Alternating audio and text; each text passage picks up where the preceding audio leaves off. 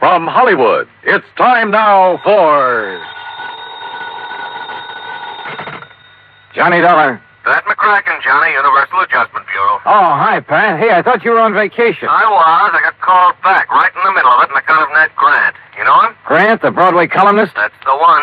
Well, what's he got to do with your vacation? He's heavily insured by one of the companies we represent, and right now he's taking his vacation. Well?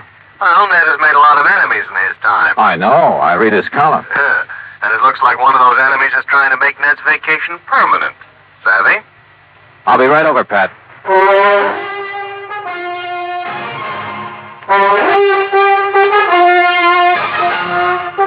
Bob Bailey in the exciting adventures of the man with the action-packed expense account. America's fabulous freelance insurance investigator. Yours truly, Johnny Dollar.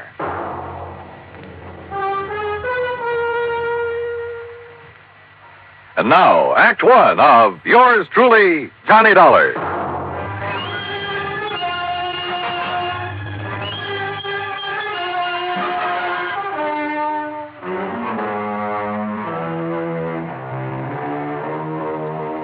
Expense account submitted by Special Investigator Johnny Dollar to the Home Office, Universal Adjustment Bureau, Hartford, Connecticut. Following is an account of expenses incurred during my investigation of the ideal vacation matter.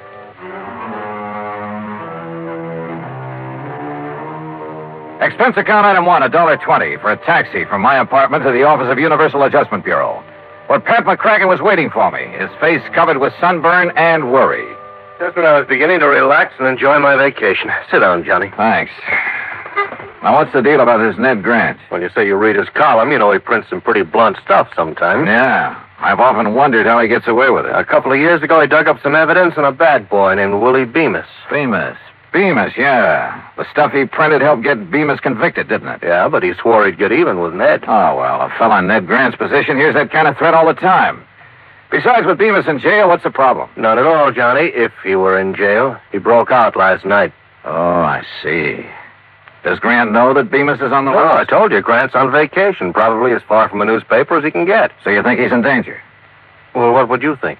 Oh, but if Bemis has any sense, he's heading in some other direction as fast as he We can. can't afford to take the chance, Johnny. Well, look, Pat, I still don't see where I figure in this. Why not just arrange for police protection for Grant until Bemis gets picked up? Want to protect a guy, you got to find him first. Find him? Yeah. You mean you don't know where Grant is? Apparently nobody knows. Oh, great. And I'm supposed to find him? That's right. Oh, and do me a favor, huh? Like what? Find him before Willie Bemis does.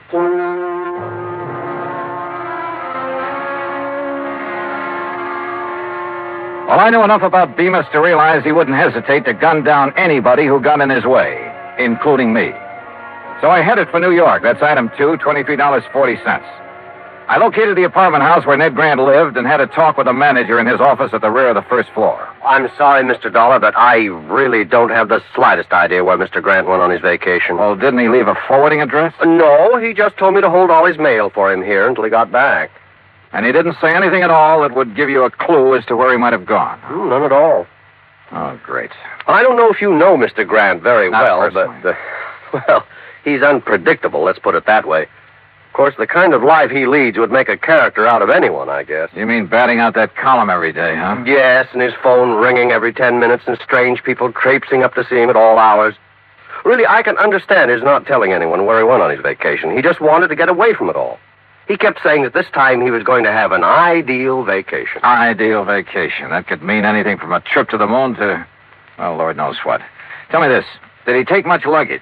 Oh, I don't even know, but he hadn't been gone 10 minutes before my phone started ringing with calls for it. Your phone? Oh, yes, Mr. Grant had his disconnected before he left.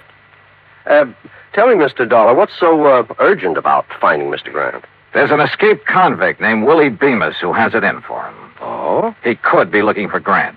If so, I have to find Grant first. I see. Well, I wish I had more information for you. Oh, I tell you, you might try Miss Anthony. Huh? Possibly she could help you. Well, who's Miss Anthony? Doris Anthony. A close friend of Mr. Grant. Oh? Do you know where I can find her, where she lives? Well, as I understand it, she has a small apartment somewhere on East 73rd Street. Good, I'll find it. Thanks, Mr. Crothers. I walked outside and hailed a taxi. But then, just as I was about to step into it, I froze. because I caught a glimpse of somebody walking quickly into the service entrance at the side. And there was just enough light to tell me it was none other than Willie Bemis. I headed back in fast and straight to the door of Crother's little office. The door of it was locked. Crothers, open up. Crothers. Okay, then I'll open it.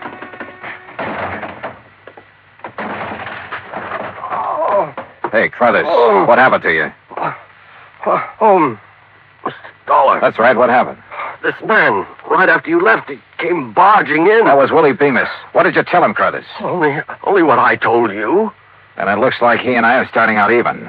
Huh? But this is one race I don't want to end up in what you'd call a dead heat.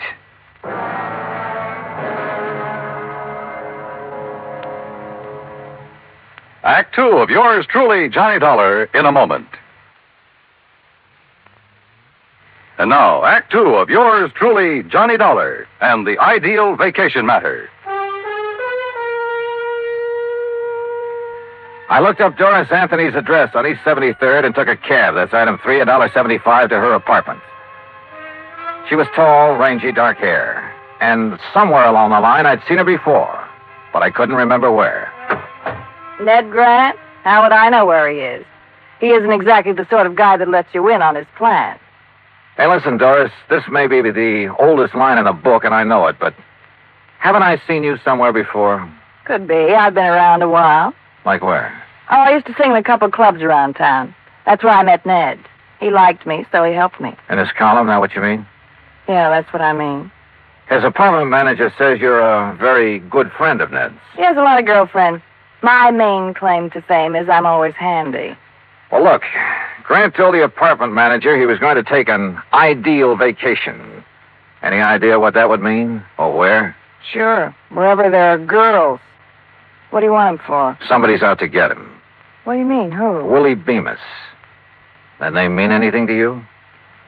Bemis is in prison. He was. He's out now. What? When? You didn't know? I haven't read the papers today. Does that change your mind any about helping me find him? Look, really, I don't know where he is, honest. There is one thing that might help, though. Yeah, what? Well, a week or so ago, while I was out with Ned, he stopped into the travel agency. Davis, I think the agent's name was, on 51st Street, around there. Okay, I'll follow it up. Johnny, if Ned doesn't know, Bemis... Yeah, and if I don't get to him first, he's in for a real nasty surprise. There was still something about Doris that stuck in my mind, but I couldn't quite peg it. So I decided to do a little quick research on her. I dropped in to see an old friend who worked in one of the newspapers. We dug through a lot of clippings in the morgue. Doris had sung at half a dozen spots around town, and there were a lot of pictures on her. Then I came to one that rang a large-sized bell. It was a shot of her sitting at a nightclub table. And the man sitting there with her was Willie Bemis. I headed back to her apartment fast. But she was gone. The manager told me she'd left in a hurry and with a suitcase. Now I didn't know where I stood. If Doris was still friendly with Bemis, it could very well be that she knew where Grant was and was helping Willie Bemis find him. In that case, the lead she gave me on the travel agent was only a bum steer to throw me off the trail. But the way things stood, I didn't have anything else to go on at the moment, so I had to take a chance she'd been on the level. I headed for West 50th Street and the travel agent she told me about, a man named Davis. Ned Grant. Look, customers like him I can do without.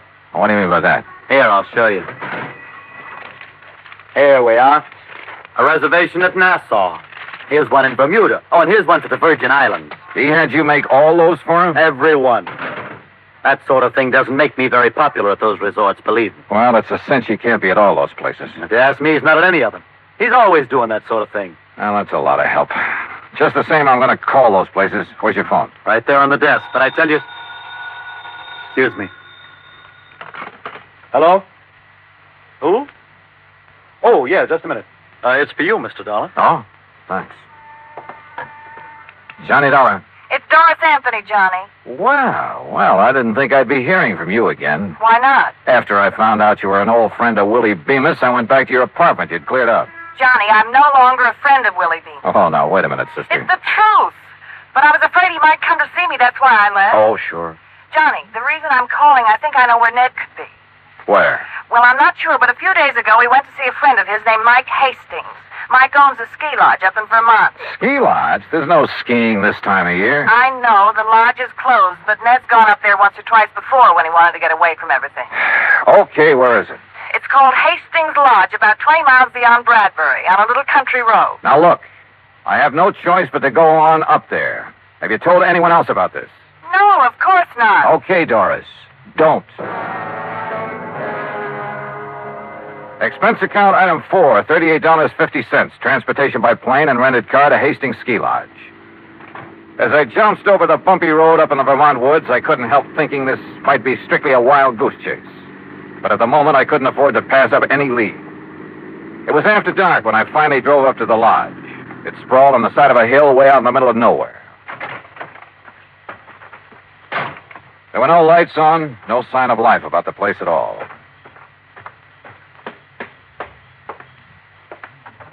The door was unlocked. Inside, the room was pitch dark with all the curtains drawn. I couldn't find the light switch, but I had a real funny feeling. Like maybe there was somebody else in the room with me. Grant? Grant? Sorry, buddy. You got the wrong party. Bemis. That's right.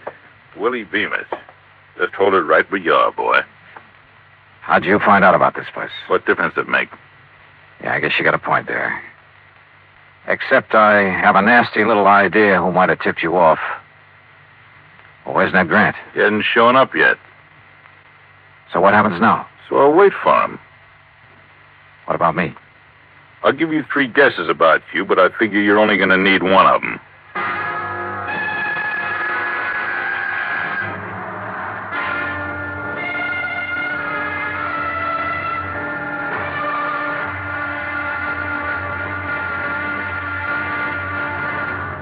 Act 3 of yours truly, Johnny Dollar, in a moment. And now, Act 3 of yours truly, Johnny Dollar, and the ideal vacation matter.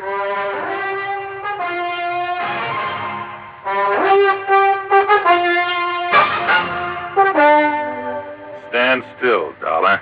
My gun is on the left, if that's what you're looking for, Bemis. Oh, thanks. So Doris tipped you off, huh? I had a little talk with her. And I thought she was a friend of Grant's. You never know, do you? I guess you're right. Dollar, I'm afraid you're in my way around here, and that means... Well, you get the message, don't you? Yeah, I get the message. You see, you made just one mistake. What's that? You should have stayed at home. Yeah, I should have stayed at home, all right. And if it weren't for Ned Grant, I could have. And then it hit me. Sure. Suddenly I knew what the ideal vacation meant for that crazy Broadway columnist. The answer had been right under my nose from the start. Yeah, I'd finally figured out where Grant was. But it wasn't doing me much good. I had to get out of here, and at the moment, my chances didn't look too good. You know, Dollar, you got a very funny look on your face. Have I? Yeah, like something just rang a bell with you. Oh, sorry, Bemis. It's just my normal delirious expression. Okay, funny boy, play it your way. Over against the wall. Move. Hold it. Listen. There's a car outside. Friend of yours? I don't know. I'm not taking any chances. Now, you answer the door, Dollar. I'll be right behind it, and this gun will be staring at your back. It could be Ned Grant who'd driven up, in which case I'd have to warn him somehow. Or it could be somebody else, in which case I had to grab their car and get out of here. One thing sure, whoever it was, I had to move fast. Johnny? I pulled the door open wide, then threw my weight against it. It slammed into Bemis and flattened him against the wall. He was off balance, so I...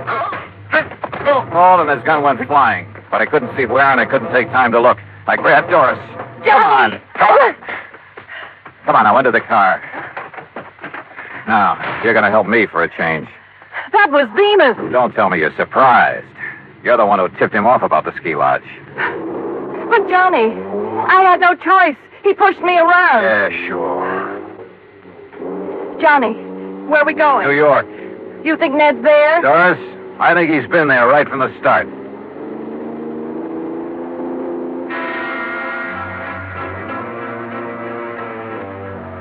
We stopped at the nearest town to call the sheriff. I wanted his boys to try and intercept Bemis. He was a cinch to be following us by now. Then we headed for the city. The sun was rising when we pulled up at Grant's apartment house.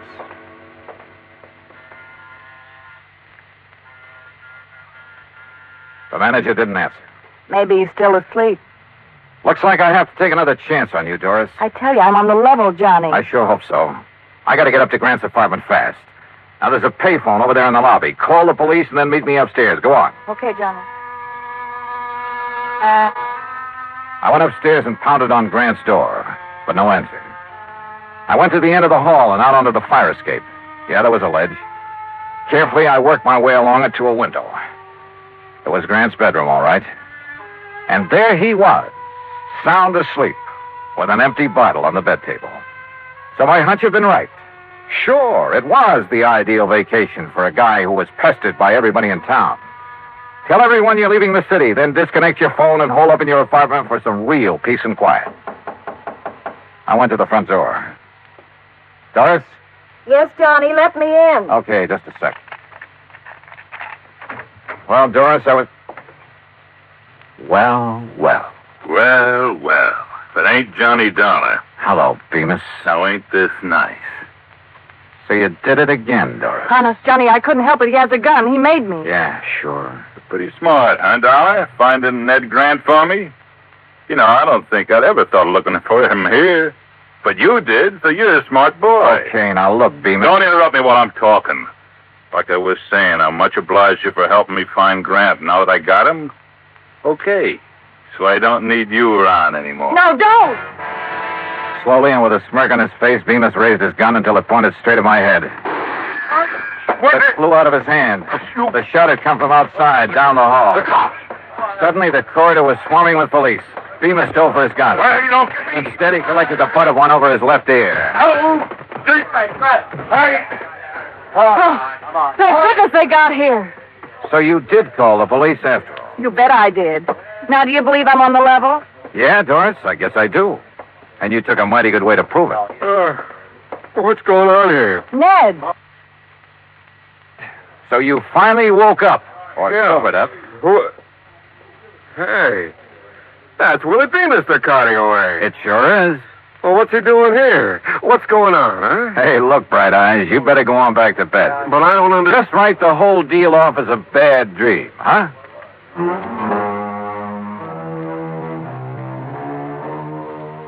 Expense account total $115.25. And look, the next time you send me out to protect a guy, don't pick one who's going to sleep all the way through the deal, huh? I don't know, it kind of takes the sport out of it. And Pat, since I didn't find a man who ran away for you, on account of he never really ran away, well, how about sending my fee on this one to the community chest? Yours truly, Johnny Dollar.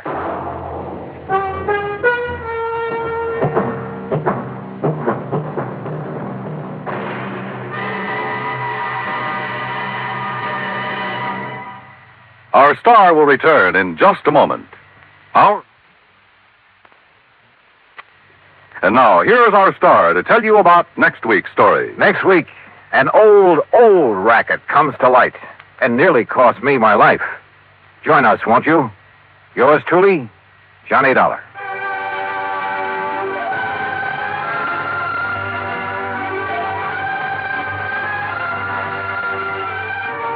Yours truly, Johnny Dollar, starring Bob Bailey, originates in Hollywood.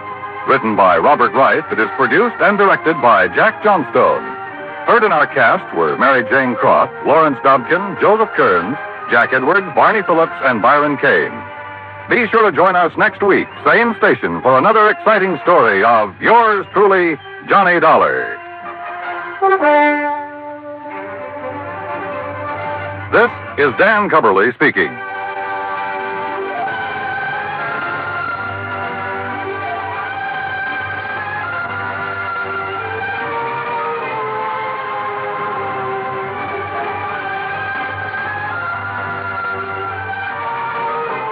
This is the United States Armed Forces Radio and Television Service.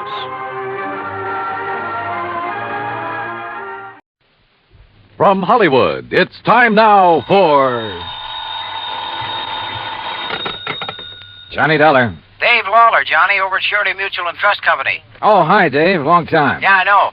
Listen, do you own a pair of dark sunglasses and some real loud sports shirts? Mine are so loud I have to keep them in a soundproof drawer. Great.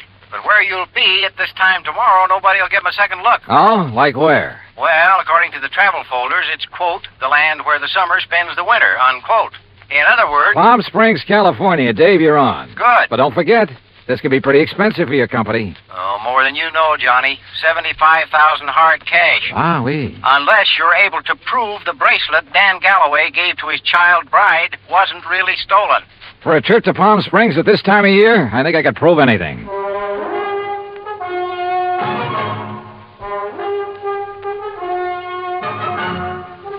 Bob Bailey in the exciting adventures of the man with the action-packed expense account. America's fabulous freelance insurance investigator. Yours truly, Johnny Dollar.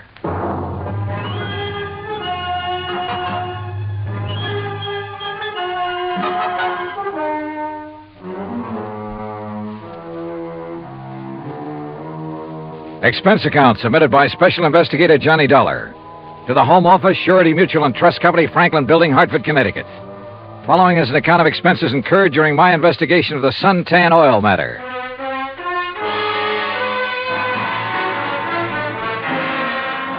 Expense account item 1, $197.40. Airline fare and incidentals, Hartford to Palm Springs, California. I registered at La Casa de Paz on South Palm Canyon Drive, changed into casual clothes, and sauntered over to police headquarters. Detective Sergeant Lacey was about to leave for lunch, so I went along with him. Yeah, Dollar. You'd be surprised at how much stuff is lost in this town during the course of just one season. The report we got says it was stolen, Sergeant. Oh, sure. But I doubt it. A $75,000 bracelet, just 5 days old? That'd be a little careless of the lady, wouldn't it? Well, if you were married to one of the biggest wildcatters in the oil business, maybe you could afford to be careless. What about Dan Galloway? Didn't you say he was drilling somewhere around here? About 80 miles south, in the middle of the desert, down by Salton Sea. Salton Sea. Oh, that's really a big inland lake that lies way down below sea level, isn't it? Want to bring me a check, Dottie? 245 feet below sea level, Dollar. There's oil there? Dan Galloway figures it this way. One of the most successful new fields that's been worked in years is deep under the Gulf of Mexico off the coast of Louisiana. There are a lot of salt domes down there, and underneath them are big pools of oil, millions of barrels. So, why not under the Salton Sea, which is all salt deposits? Who knows? Maybe he has something. Anybody else drilling down there? Just Galloway. Who else needs it? I mean, any more than he does. Well, does he? All yours, Dottie. How would I know if Galloway needs it? But there has been talk around.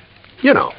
But if he's hard up, how could he afford that fancy bracelet last week? Yeah, or the snazzy Italian sports car the week before that. I don't know either, Dollar. What about his wife? Oh, that Roberta. What a doll. And in 3D, if you know what I mean.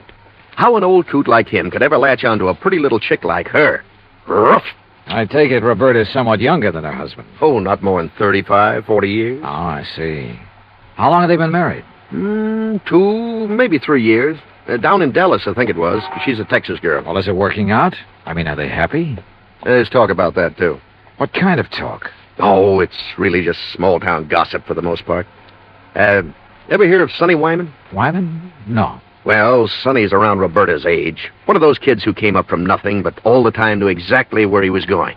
You know, made a point of meeting the right people, shaking the right hands. Real nice kid, too. What's he do? Well, when the season's over here, he works Pasadena, Beverly Hills, and L.A. Always has something that'll intrigue his wealthy friends. This season, it's Italian sports cars. Cosmo Romas, I think they are. And he's the one who sold the Galloways theirs, huh? He sold Roberta hers. Any angle there in connection with the bracelet? Huh? If there is, you let me know. Well, if there isn't, what have you been working up to? Well, actually, nothing. You see, I still believe it was lost.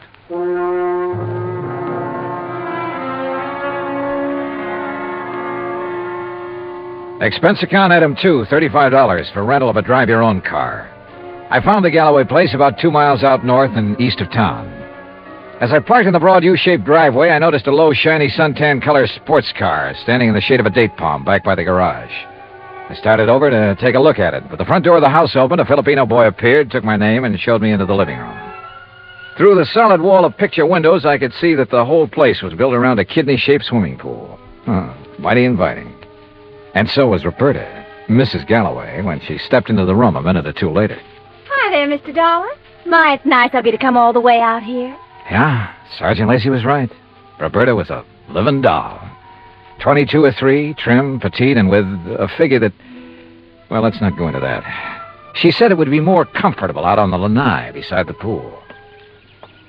I just wish there was something I could tell you about that bracelet that'd help you find it, Mr. Dollar, but... Well, just must have been stolen. Well, it makes no difference insofar as your claim is concerned, Mrs. Galloway. The company will still have to pay up, unless, of course, it's found. Oh, I know that.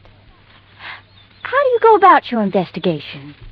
I mean, do you offer a reward or something? Usually, yes. Of course, it depends on... How much have they offered for my bracelet? Well, frankly, I haven't checked on that yet. But now, Mrs. How Galloway... much would you guess, Johnny? Well, claim this size, probably somewhere between 10 and 30%. What's the matter, Johnny? Your ear's out a mile. Nothing. I just thought I heard... Now, that's funny. I didn't hear a thing. But I had. Quick footsteps somewhere in the house. Then a door open and close. Then a few seconds later, the unmistakable growl of a high-powered engine thundering out through twin straight pipes. Oh, that. Probably some hot rod fan in the neighborhood just drove by. I say... She prattled on for another hour or so and again asked about possibilities of a reward for her bracelet. But so far as helpful information was concerned, she came up with nothing. So I excused myself and drove back to town. I wanted to talk to the driver of that sports car. I also wanted to check with Wilhoit Van Hook, the jeweler who had sold the bracelet. I found his shop on Palm Canyon Drive, a small place, but very ultra. As I was about to enter the door... Hey, Mr. Dollar, got a minute? Oh, yeah, sure. 2 or 3 minutes. And I like your car. Mr. Wyman, isn't it? That's right. How'd you know? How'd you know mine? Yeah, real cloak and dagger stuff, huh? You knew I was out at Berta's house, didn't you? Well, it seemed pretty obvious when I heard you hot-footed for the door, then heard this pint-sized monster of yours barrel off. Hey, you wouldn't like to buy a Cosmo Roma, would you? It's a real dilly. Oh, I'd like nothing better, but I'm out here on a job. Yeah, I know. That's what I wanted to talk to you about. Well, do you know anything that'll help me? Not much, I'm afraid.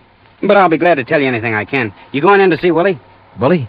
Yeah, you know, Wilhoit Van Hook, the jeweler. I was, yeah. Why? Do you know him? Know him. I sold him one of these. One exactly like mine.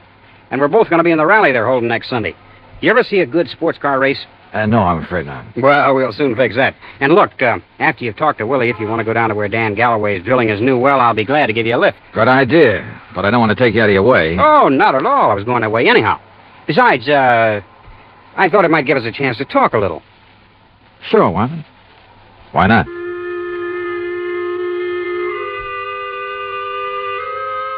With a name like Wilhoit Van Hook, I expected... Well, I don't know what I expected.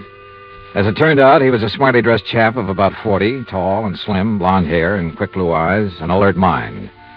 I told him why I was in Palm Springs, showed him my credentials, and he immediately offered full cooperation. Now, here we are, Mr. Dollar. Here's a copy of the appraisal. A duplicate of the statement I sent Dan Galloway. And here's a sketch of the bracelet. Ah, very good. Diamonds here, emeralds, and the mounting is yellow gold. Hand-worked, all of it. Mm-hmm. One thing I can't help wondering about, Mr. Van Hook. Yes? Isn't a $75,000 bracelet a bit unusual for a shop in a resort town? As a matter of fact, it is. As you can see, I specialize in rare and exclusive sort of things. But very little over, say, $10,000 or $12,000. Then the Galloway bracelet was an exception. Yes. After Dan told me what he had in mind to give to his wife, I had some sent over from Pasadena and Los Angeles by wholesalers with whom I do business. You know, had 'em shipped down on consignment. He liked one, and that was that. I see. Mr. Dollar, I wouldn't want this to go any farther, of course. But after all, jewelers and insurance companies our businesses are pretty well tied together, at least on occasion. Yes, unfortunately. But what are you getting at? I'll tell you. 2 days after the bracelet was delivered, one morning, just as I was opening up, Dan came in here. So? He was ill at ease, looked worried. He said he had to have some cash quickly. He asked if I could possibly refund his money. Oh? Did you? No, because I couldn't. Things have been rather slow for me this season. Quite frankly, I'd used all I'd made on the bracelet to pay up some old bills. I told him as much and that I was sorry, but I just couldn't help him. Did Galloway say why he had to have that much cash right away? Yes. Well? I don't know much about oil drilling, but as I understand it, his test well is down some 400 feet further than he'd planned on going. And the day before he came in here, something on his rig had broken loose and left him with a highly expensive repair job before he could proceed any further. Apparently it was all very serious and very expensive. Strange his wife didn't seem to be bothered. I just talked to her. Berta? Believe me, Mr. Dollar, she wouldn't be. In fact, I doubt if she even knows. Oh?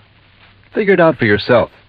A man of nearly 60 who has to give bracelets and fancy cars to his wife to keep up her interest.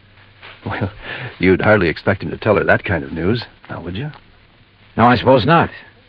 Especially if he's worried about the competition. And if you ask me, he has competition. If only he could see it.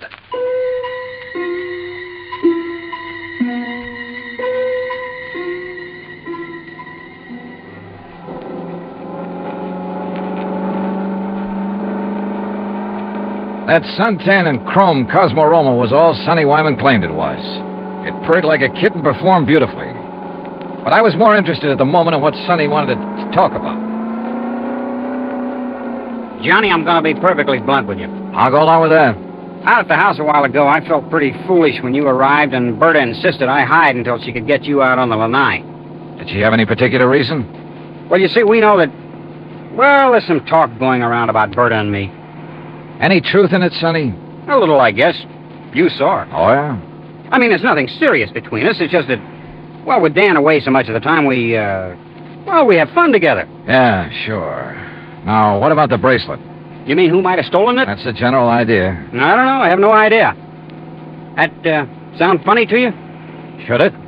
Well, after all, Dan and Berta keeping their house open to everybody. People in to swim, play badminton, cocktails, barbecues.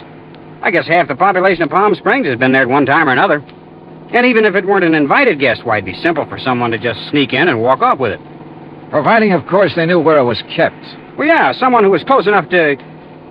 Well, yeah, I heard Berta ask you about a reward for it. You think a big enough reward would turn it up? I would think so. I understand that stolen jewelry brings about 20 cents on the dollar. Sometimes it brings 20 cents. Sometimes 20 years. Well, yeah. Well, I just wondered. How's the car business doing, Sonny? Oh, great, great. It's really one of the reasons I'm driving out this way. Oh, a prospect? An oil-rich Indian or a well-to-do prairie dog? Hardly. No, I told you we were having a sports car rally on Sunday. Well, being the promoter, so to speak, I'm going down to check the course. If you're still around, you ought to come. Oh, maybe I will. Having some good events, too.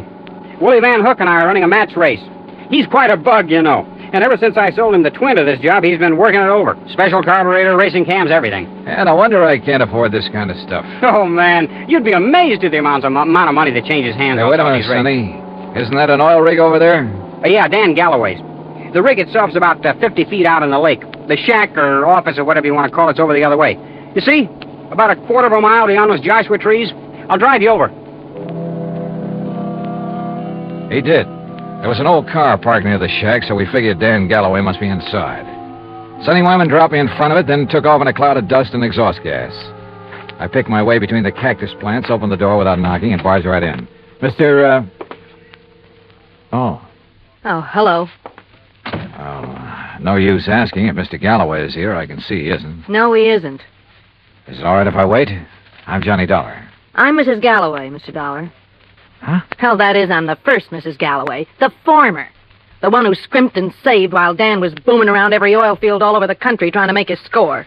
I'm the forgotten Mrs. Galloway. Oh, yeah. Well, I'm sorry. Are you expecting him back soon? Who knows? I've been waiting here 3 hours. But I'll wait 3 days if I have to. Promises, that's all, promises. What do you mean, Mrs. Galloway? After working to help him the way I did for all those years, and then to be tossed over for somebody else who never did a lick of work in her life. Oh, sure. Give me anything I want if I let him free. So what have I got? Promises. Well, I'm sorry.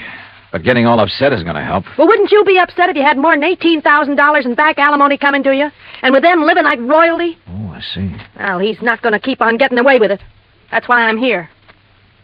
Well, now that gun in your handbag isn't the answer, I'm afraid. How'd you know? I've seen that kind of bulge in a handbag before. You really have ideas about using it on him? Well? Well, I don't know. There are times when I feel as though killing would be too good for him. Then there are other times when... I don't know. Oh, here, better let me have it. Leave me alone. Well, I'm not going to sit here and try to make sense with somebody as upset as you are who has a gun. Well, how would you feel? What would you do if you were me? How should I know? But killing him isn't the answer. Isn't it? Or sitting here shouting at me. Who are you anyway? What are you doing here? I came out here to see your husband, your ex-husband, on business. What kind of business? A friend drove me out here and figured Dan would drive me back.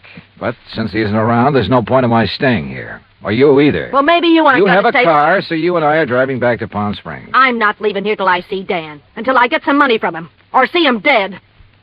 Maybe he's at the well. All right. Maybe he is over there. Now, come on. Why I took this on, I didn't know. But I couldn't leave that slightly frantic woman sitting there, waiting, with murder in her heart. For all I knew, she'd murdered Dan already. Better inspect the gun later. The road down toward the oil rig was just a pair of ruts in the desert sand. Then just as we cut in between some yucca plants and a wind-blown Joshua tree, I slammed on the brakes. There, in the middle of the trail, lay a man's body, crushed and twisted. Dan Galloway had been carefully, repeatedly, run over by a car.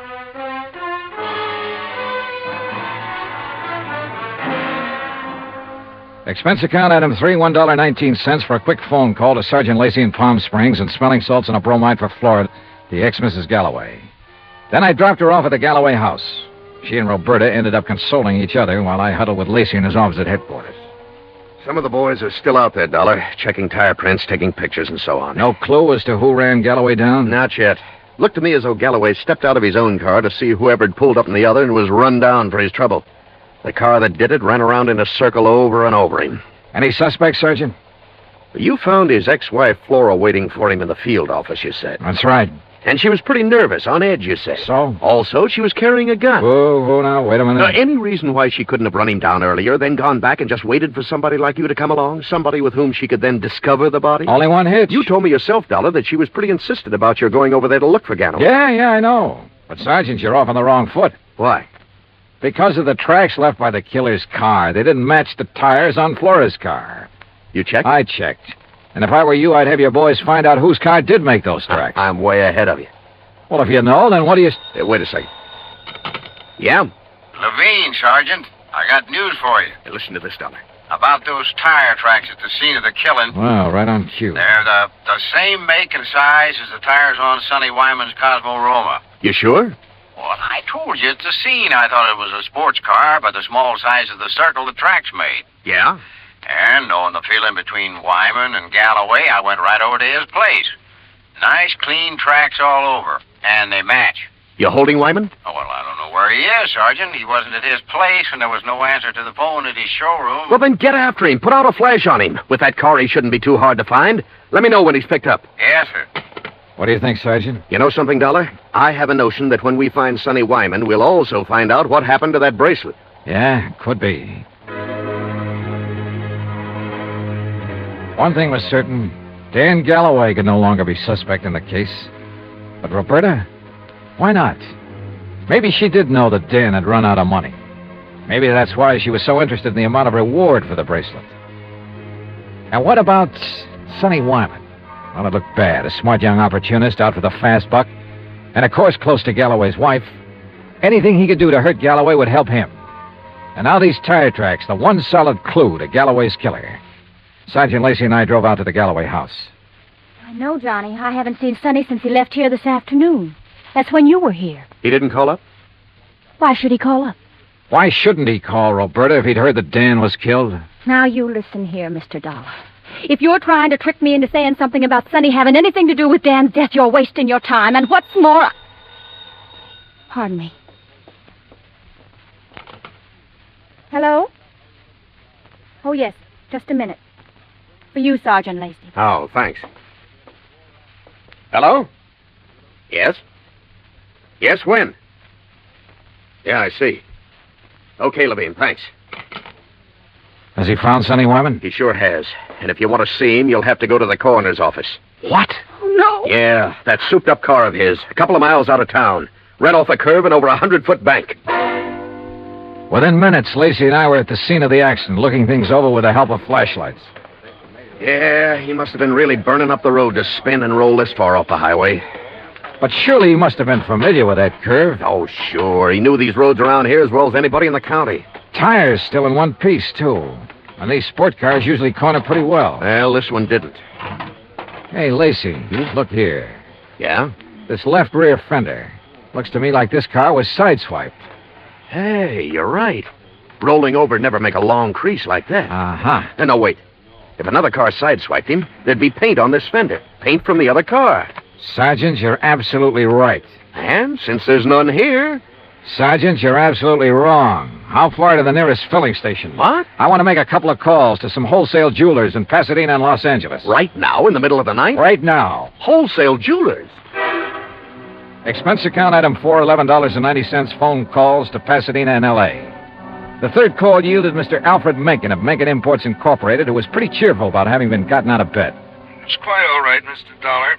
Now that I'm up, I'm wide awake almost. Well, I hate to throw something like this at you in the middle of the night, Mr. Mencken, but tell me, please, did you ship a diamond and emerald bracelet to Will Hoyt Van Hook in Palm Springs within the past few weeks? Why, yes, Mr. Dollar. Oh? As a matter of fact, I sent him 3. That was 2 weeks ago, and he returned them all. Returned them? When? Well, 2 of them the day after he got them. Yeah, but the third one he kept for a while. I got it back just last Thursday.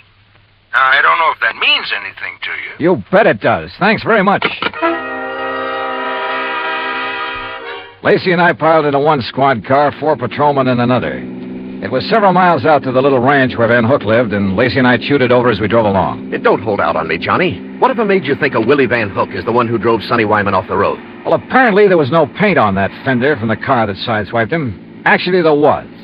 Holy... Of course. Van Hook's car is exactly the same color as Sonny's. Another thing. The car that ran down Galloway, like the one Sonny drove, even down to the tires, but not necessarily the same car. Plus the fact I couldn't help wondering about Van Hook all along. Yeah, but why? In a job like mine, you have to wonder about everybody connected with a case.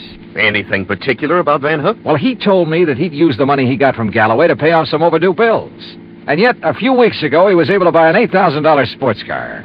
It ties up, Dollar. It all ties up. But how did Sonny Wyman figure in it? Oh, Sonny was a fellow who lived by his wits. He may have reached the same conclusion about Van Hook that I did. May have had an idea for latching onto the reward money. He mentioned the matter of reward to me a couple of times. Or he may have had ideas for blackmailing Van Hook. Another thing. Van Hook saw me drive away from his shop in Sonny's car. That meant he had to act fast, get rid of Galloway, who'd given him back the bracelet, and, of course, take Sonny out of the picture, too. Yeah, it all seems to add up very nicely. And when we face Van Hook... Well, there's his place now. Yeah, here's his driveway. Well, either he's skipped out or he's asleep. No lights on in the place. Well, if you ask me, he's far... Oh, no, wait. Yeah? The third window on the right. The blind was pulled away for a second or two. Well, then let's get out of this car. We're sitting ducks in here. Well, how about it, Sergeant? What do we do? You boys split up. Cover the back and sides of the house. He's in there? Yeah. Okay, boys. Come on. All right, but Johnny, maybe you better keep out of this. Are you kidding? Hey, listen. That car door, I'm sure of it. Yeah, I know. Holy... What's he up to? Gonna lock himself in and take the monoxide route? Come on. Are there back doors in that garage? Not that I know of. There, wait a minute. Van Hook! This is the police! We've got men all around this place. Turn off that engine and come out of there with your hands over your head. Don't be a fool, Van Hook. You haven't got a chance. Come out of that garage. What out! Hey, did you see that? He drove right through the door of his garage. Come on, Lacey, the car. Get after him, you guys. Get moving. Yeah, come on, boys. All right.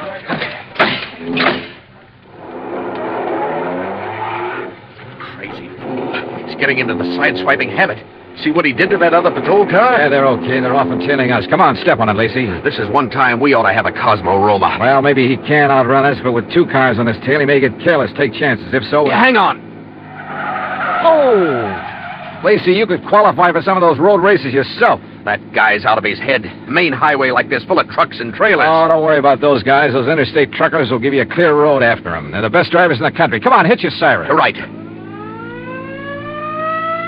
Hey, see, I told you those guys would give you the road. Holy... Look! The trailer in front of him! And the oncoming truck! Van Hook's trying to squeeze through! Pull up, or we'll...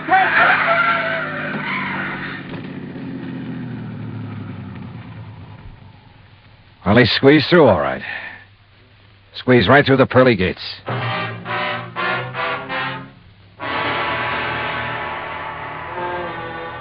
Expense account item 5, $38.75, room, 2 meals, and valet service at the Casa de Paz.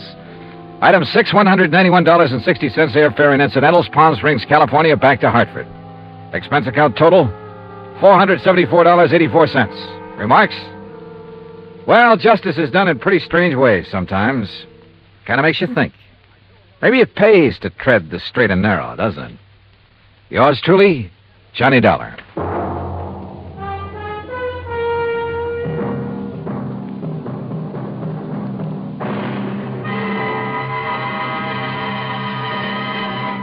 Now, here is our star to tell you about next week's story. Next week, international intrigue.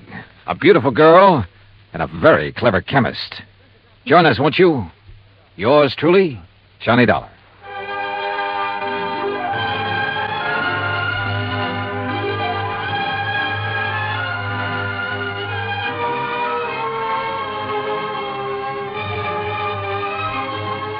Yours truly, Johnny Dollar, starring Bob Bailey, originates in Hollywood.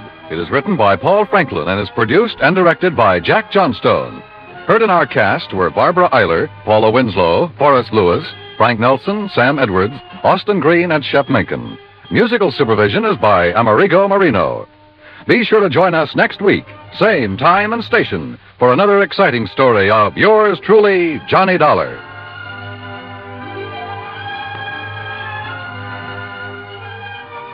This is Dan Cubberly speaking.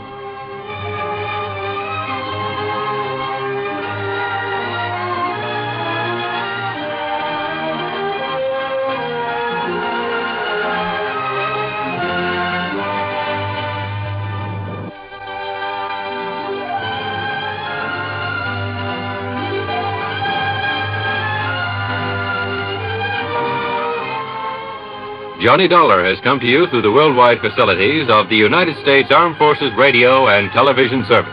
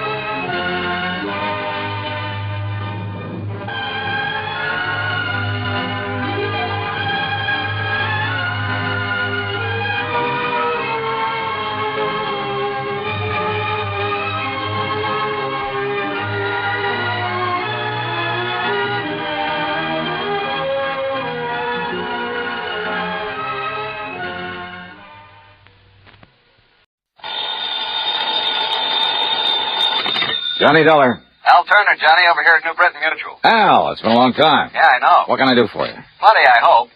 How old are you, Johnny? Well, next birthday I'll be 30... Huh? 30 what? Now, why? Well, it really doesn't make too much difference. You see, Johnny, I think it's time you entered a home for the aged. I what? And if you think I'm kidding, I'm not. Okay, Al, what's the gag? I told you, I want you over at the Mackley Rest Home. Where's that? Frog Mountain, New York. Where's that? Down along the Hudson River above Poughkeepsie near Kingston. But, just to pay him a little visit, not to stay. That's right. What goes down there? Sudden death, Johnny. Deaths. Oh? 4 of them in a row, 3 of them insured by us. Well, after all, if they're old folks... That's the beneficiary of all that insurance. Yeah? The sole beneficiary of all the insurance on them just happens to be the Mackley Rest Home. Oh. Yeah. Okay, I'll kind of drop in on them.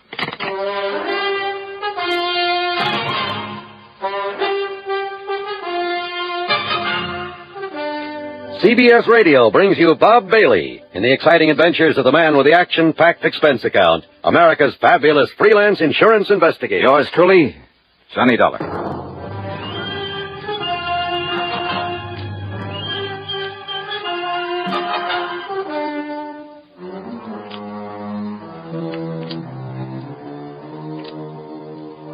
Expense account submitted by Special Investigator Johnny Dollar to the New Britain Mutual Insurance Company, Home Office, Hartford, Connecticut. Following is an account of expenses incurred during my investigation of the Paradise Lost matter. I decided my own car would be handy to have along. As usual, the gauge said nearly empty. So, expense account item 1 is $5.20 for a tankful of gas. I drove west on 44, then cut across to Rhinebeck, then Rhine Cliff, where I took the ferry over the Hudson to the town of Kingston, New York. On Route 28, I passed through Stony Hollow, and a few miles further on, I found a sign indicating Frog Mountain. It was on a side road to the left. At one side of it overlooked the famous Ashokan Reservoir. And some pretty big fish have come out of that water. Thinking about it, I almost drove on past what was obviously a rest home for the agent, in among the trees. There was a large, very old frame house set on the side of the mountain, and sitting about on the front lawn, reading, chatting, playing cards, or just enjoying the afternoon sun were the happy-looking customers. As I stopped the car, a pleasant-looking middle-aged man walked over to me, smiled, and said, "How do you do, young man? How do you do?" "Oh, how do you do? My name is Johnny Dollar." "A pleasure to meet you, Mr. Dollar. I'm Justin Perry? You have some elderly relative, perhaps, very dear to you, for whom you'd like to provide a quiet, comfortable retirement home?" "Well, no." "Oh. Justin Perry. I'm the owner of Paradise." "Paradise?" "A really appropriate name for our lovely place, don't you agree?" "Well, Just yeah." look at the happy faces of our guests and you can... But then you say you don't wish to send someone to us. "Well, now, wait. This isn't the Mackley Rest Home?" "Oh, no, Mr. Dollar. This is Paradise. The Mackley place is further up the road." Oh, I see. Well, thanks very much. Dollar, did you say?" "Yes, that's right." Edward? Yes, Dad? Would you like to show Mr. Dollar the way to the Mackley place? Sure, Dad. Anything you say. Then go ahead. "Well, if it's just up the road." About a mile or so. "Oh, then I'm sure I'll be able to find it all right." Whatever you say, Mr. Dollar. "Sure. Thanks a lot."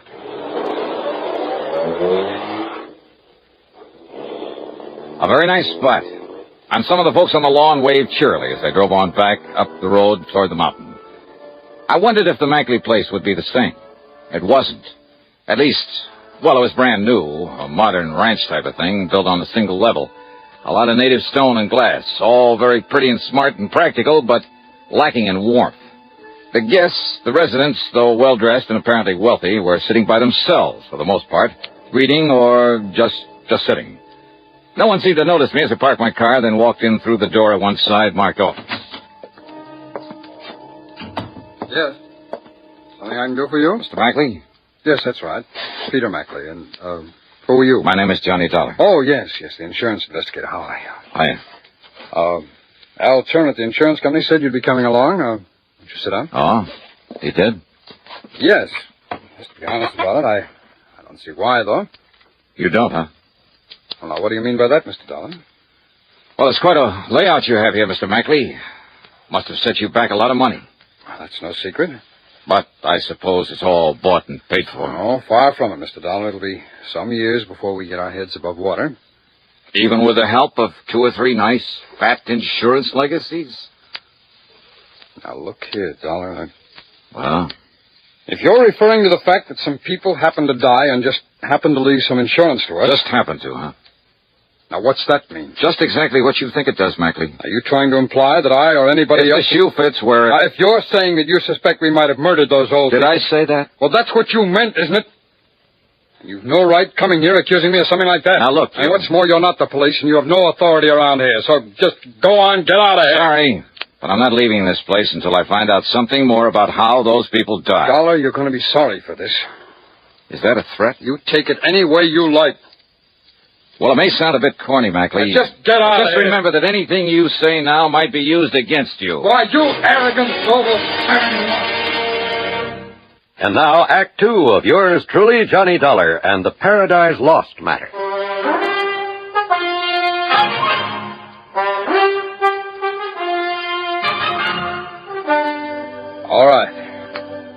All right, Mr. Dollar.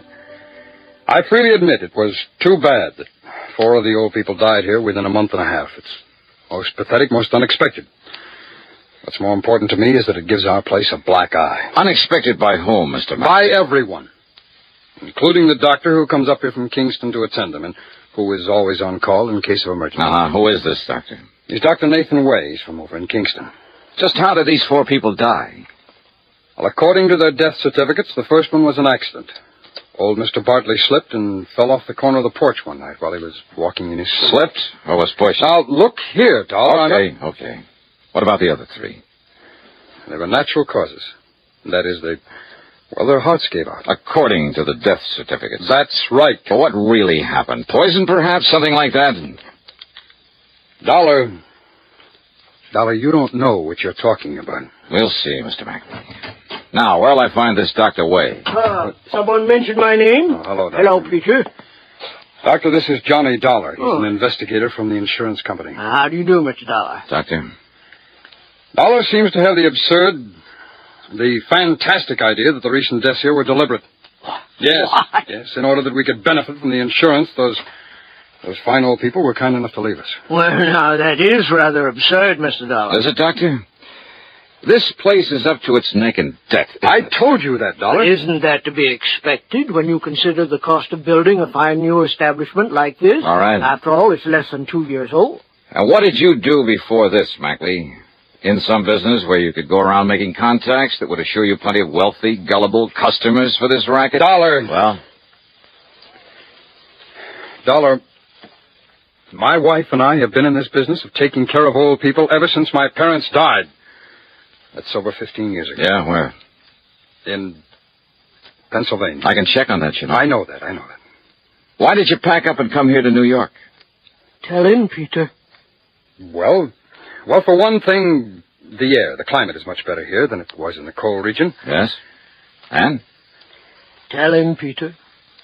Well, we had to close down over there. Why? Because our building, our facilities were considered substandard according to some new regulation. And suddenly a lot of your patients started dying off?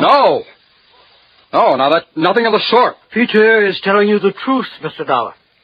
You investigated, Dr. Way? Well, no, not exactly. I see. But I have talked with many of these fine old people who moved from there to here, and they are intelligent, wealthy people. Wealthy? Yes. Yeah, I'll bet they are. Dollar, will you listen to me? And it was so easy to talk a lot of them into buying a hunk of insurance and making this place the beneficiary. Now, that's not true. Isn't it? Then how come 3 of the 4 people who suddenly died around here? True, Mr. Dollar. It was I who suggested to them, unknown to Peter, that they leave something to this rest home. You? And they thanked me and wondered why they hadn't thought of it before. How many of your people are planning to leave you money, Mackley? I don't know, Dollar. I don't know if any of them are. And what's more, I don't care. My wife and I knew the financial responsibility we were taking on in the beginning. And unless we lose our reputation, our clientele, through more of these unfortunate deaths... Oh, sure, they're bad for business, aren't they? Yes, they are. Exactly, Mr. Dollar. But as long as the insurance money keeps Dollar, will you stop it? No. Now, Dr. Way. Mr. Dollar, I'm afraid these accusations... Tell me this, Doctor. You issued the death certificates, huh? I did. For all of them. You made autopsies on them all, huh? Why, good heavens, no. Why not? The accident in case of Mr. Bartley was all too obviously an accident. Was it? As for the others, well, after all, they were well along in years. Oh, so you gave them a quick once-over, scribbled down natural causes and let it go at that. And that's why I want those bodies exhumed and autopsies performed. Mr. Dollar. First, though, I'm checking up on you. Well, by all means, do. I want you to. Oh, I will?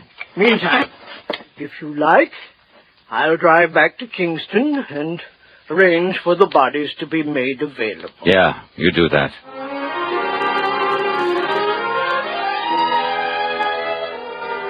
I followed the doctor into Kingston, parked my stuff at a hotel, and dropped in at police headquarters where I talked with Lieutenant Art Conley. Dollar, I'm glad you're looking into this. Frog Mountain's a bit out of our jurisdiction, officially, that is. But I've wondered about those deaths myself. Well, how much do you know about Peter Mackley, Lieutenant?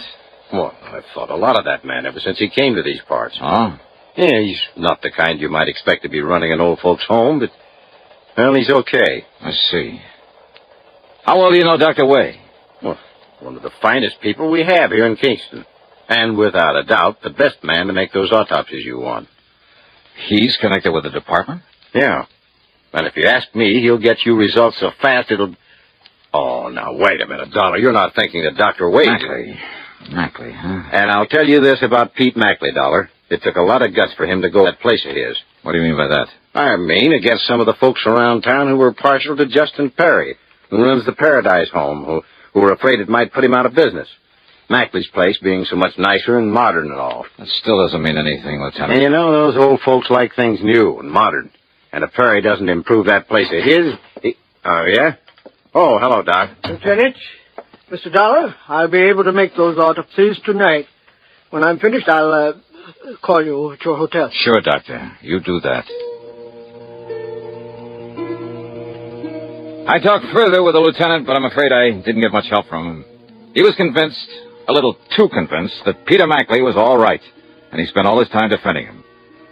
A late dinner at the hotel was item 2, $4.25. Item 3 was 35 cents for a magazine. I went up to my room, sprawled out in a big overstuffed chair, put my feet on the windowsill, and promptly went to sleep. Yeah, the combination of a big dinner and a quiet night had really got to me. Too much for my own good. He must have used a calling card to slip the lock on the door, because the first thing I remember was hearing the door close. And when the light switch went off... Huh? Who's that?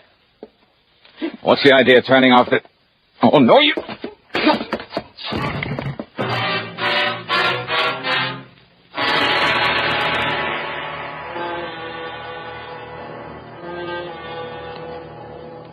And now, Act 3 of yours truly, Johnny Dollar.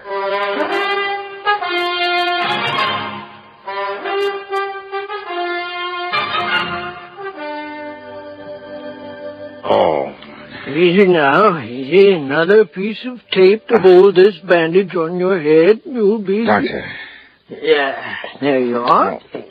That's Dr. Way. Now, don't tell me you fell asleep and fell out of your chair and did this. Oh, no. Listen. Oh, listen. and here. Perhaps a drop of this medicinal brandy? No, yeah. Oh, yeah. Thanks. Oh. Hey, look, it's morning. Yes, and I've done the autopsies. Oh? I knocked on your door and didn't get any answer. Doc. But it wasn't locked, so I came on in and, what happened? Oh, somebody sneaked in and slugged me. Who? Are you kidding? But come on, what about the autopsies? Yeah. Well, no question about it. Mr. Bartley's death was an accident. But the others? Poison. A poison that made it look like heart failure. Okay, then. Hello. Your order, please? Lieutenant Art Conley at police headquarters. I'll call you right back, sir. Emergency, operator. This isn't... Okay. And now, Mr. Dollar. The doctor, somebody at Mackley's rest home gave them poison, so that's it. But the only medicines those people get are the ones that I myself prescribe. And I have never prescribed even the most minute dose of sodium Lieutenant Johnny Dollar. I'm glad you called, Dollar. Doc told me the result of his autopsy is on his way over to see you. Then you know. But I still refuse to believe that Peter Mackley... No? Then why did he come here and try to put me out of the picture? He... What? I don't know what scared him off before he could finish the job, but I'm thankful something did. When? Last night I was asleep. Oh, well, then you're wrong. It wasn't Peter Mackley. No? Knowing that sometimes you have to suspect even your best friend on a case like this, I had Mackley here at headquarters all night. So, Dollar... Doctor... My prescriptions? Yes. I've been thinking about that. They're always made up at Pearson's drugstore by Mrs. Pearson herself. Then she is going to have some visitors. What? Come along, Doc.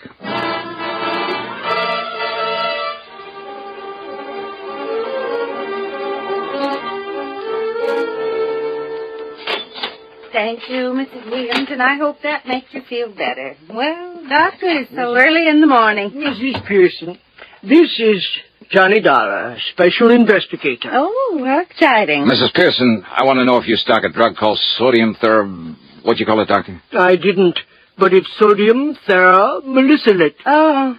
But I doubt very much. Yes, I do. You do? Old Dr. Morley, the veterinarian, used it now and then to take care of hopeless animal cases. And you have it here now? Yes. In one of these back shelves, I have a single bottle that I... Hey, wait a minute. Yes? On a motorcycle out there with a sidecar. He pulled away from in back of this place. Yes. He helps in the store and makes all the deliveries for me. And he must have seen us in here. Must have seen me. What? He makes all the deliveries, including prescriptions for the Mackley rest home? That's right. Doc. He's taking some of Dr. Wade's prescriptions up there now. Good. No, listen. Now, let me find that bottle of... Doctor, listen. That may be the answer. That he's the delivery boy for Mrs. Pearson? Yes.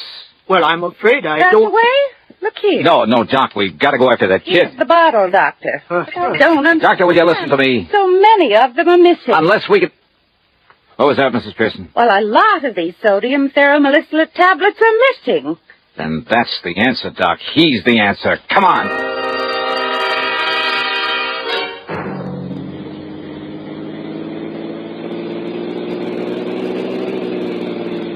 Have you ever tried to chase a motorcycle up a tortuous, treacherous mountain road? Well, I did. We did. And the sidecar was the only thing that kept him from running away from us. And the fact that he kept looking back, knowing we were chasing him. Dollar, he'll kill himself. Looking back at us. That was his big mistake. He'll never make that turn. That was young Edward Perry's fatal mistake.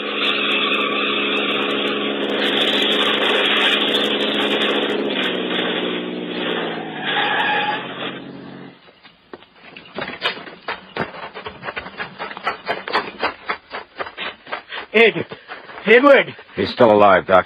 Here, I'll see what I can do for him. Now, Ed, let's see. Now, take it easy here. No use, Doc. Well, we can try now. We can try. But why, Eddie? I saw you there in the store. Saw Dollar there. All right, just take it easy. Knew you'd got wise that I was putting that poison in Doc's prescription. Give him something to knock him out, Doctor. I'm afraid there's no use. I'm afraid... But it was Dad who... Justin Perry. Dad made me. Said if enough people at Mackley's died off, they'd... Now, easy, lad, easy. They'd leave Mackley's, come to Dad's place. Eddie, To why? the paradise. We'd put Mackley out of business. Barry's on him, Dollar. Right, Doc. Put Mackley out of... so long, Doc. Doctor. It's all over.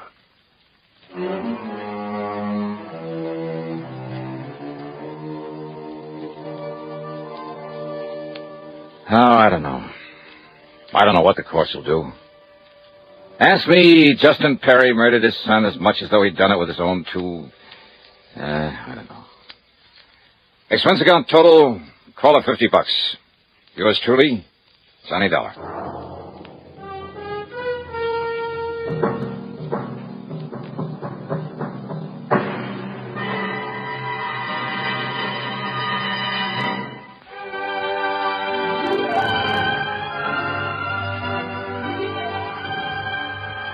Yours truly, Johnny Dollar, starring Bob Bailey, originates in Hollywood and is written, produced, and directed by Jack Johnstone. Heard in our cast were Virginia Gregg, Harry Bartell, Edgar Barrier, Sam Edwards, Stacey Harris, Junius Matthews, and Forrest Lewis. Be sure to join us next week, same time and station, for another exciting story of yours truly, Johnny Dollar. This is John Wall speaking.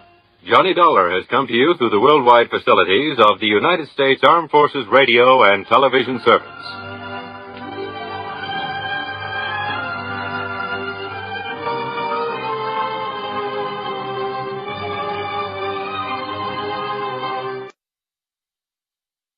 From From Hollywood, it's time now for...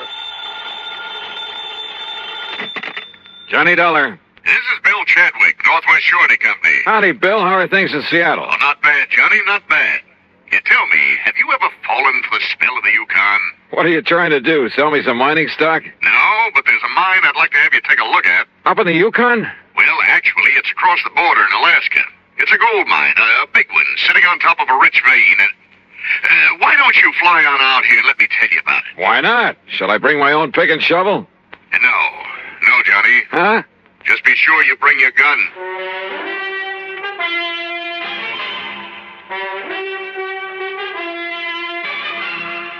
Bob Bailey in the exciting adventures of the man with the action-packed expense account, America's fabulous freelance insurance investigator. Yours truly, Johnny Dollar.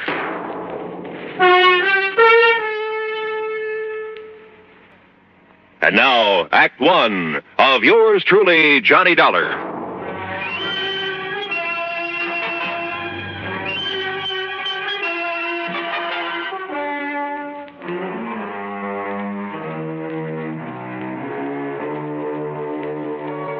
Expense account submitted by Special Investigator Johnny Dollar to the Northwest Surety Company, Seattle, Washington office.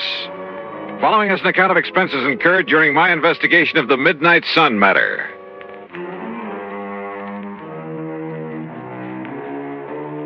Item 1, $164.35, transportation to New York, then a mainliner through Chicago to Seattle. The pilot gave us a beautiful view of Mount Rainier and Puget Sound before we set down, and at 4 p.m. I was in Bill Chadwick's office at 2nd Avenue and Yesler Way. I'm glad to see you, Johnny. It's been a long time. Yeah, hiya, Bill. Yeah, you sit down. Okay. Now, what was that crack over the phone about bringing along a gun? Well, the men who moil for gold are a pretty tough bunch, Johnny. And sometimes it even goes for the management of a big mining operation. Like what, for instance? Like Universal Consolidated Mining Corporation. Where's that? It's north and east of Fairbanks. Alaska? Yes, even north of Fort Yukon. That means above the Arctic Circle. And what's happened up there? The whole thing sits at the foot of a big glacier. Oh? No problem until recently. Now, through some freak of nature, that glacier is changing its course. No kidding. And from the look of things, maybe a couple of months, maybe a couple of years, or even 10 years. Anyhow, they seem to think that glacier is going to sweep down over the mines, the town, everything. I see. In which case, our company would have to pay for the whole loss. An all-coverage policy, huh? Yeah. And it's occurred to me, Johnny, suppose they've suddenly run out of that rich vein they found up there. You mean that somehow they deliberately caused that glacier to destroy the whole operation? It's a possibility, isn't it? Well, a pretty far-fetched one, if you ask me. Change the course of a glacier? A few sticks of dynamite carefully placed. Oh, come off it, Bill. Did you ever see a glacier? Well, why should one that's been following the same path for thousands of years suddenly decide to head for a few $1 million worth of well-insured property? And look, go up there and take a look, will you? Okay, how do I get there? One of the company's planes is taking off from here tomorrow morning. They have their own airplanes? Oh, sure, a lot of them. Big 2-engine Speedcraft transports. How else do you think they get men and supplies up there? Anyway, you can go along with it. Okay? Okay, why not? Who knows? Maybe I'll strike it rich, come back loaded with nuggets.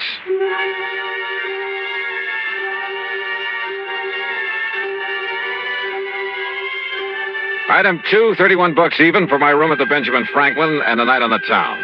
The following morning, well, I suppose I should have wondered why a big cargo plane should take off from a tiny airport far out of town with only the pilot and me on board. Yep, I should have wondered.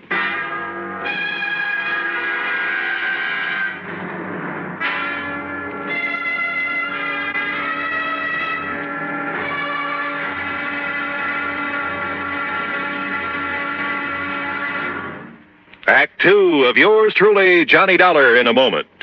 And now for another episode in the life of Sergeant Donald Bellwether, my husband.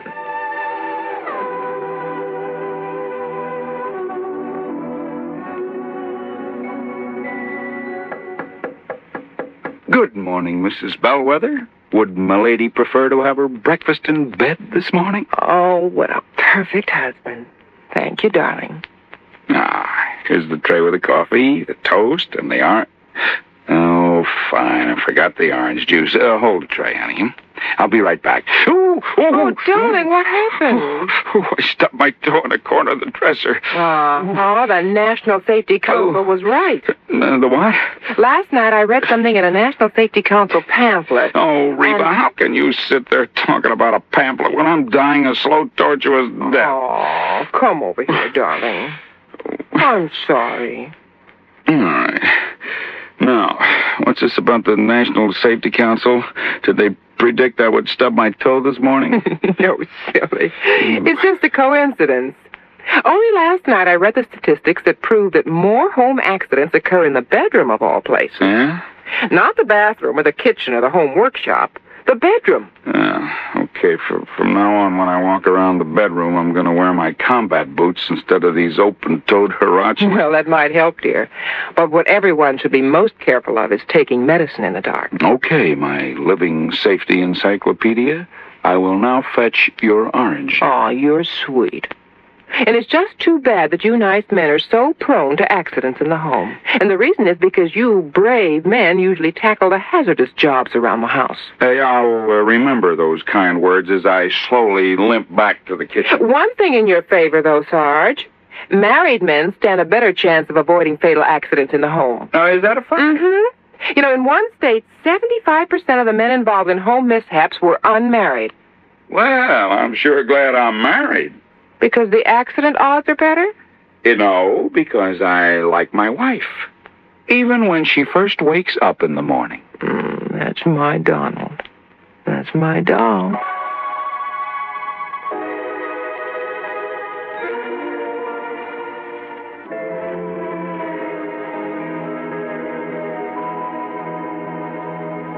And now, Act Two of yours truly, Johnny Dollar, and the Midnight Sun Matter.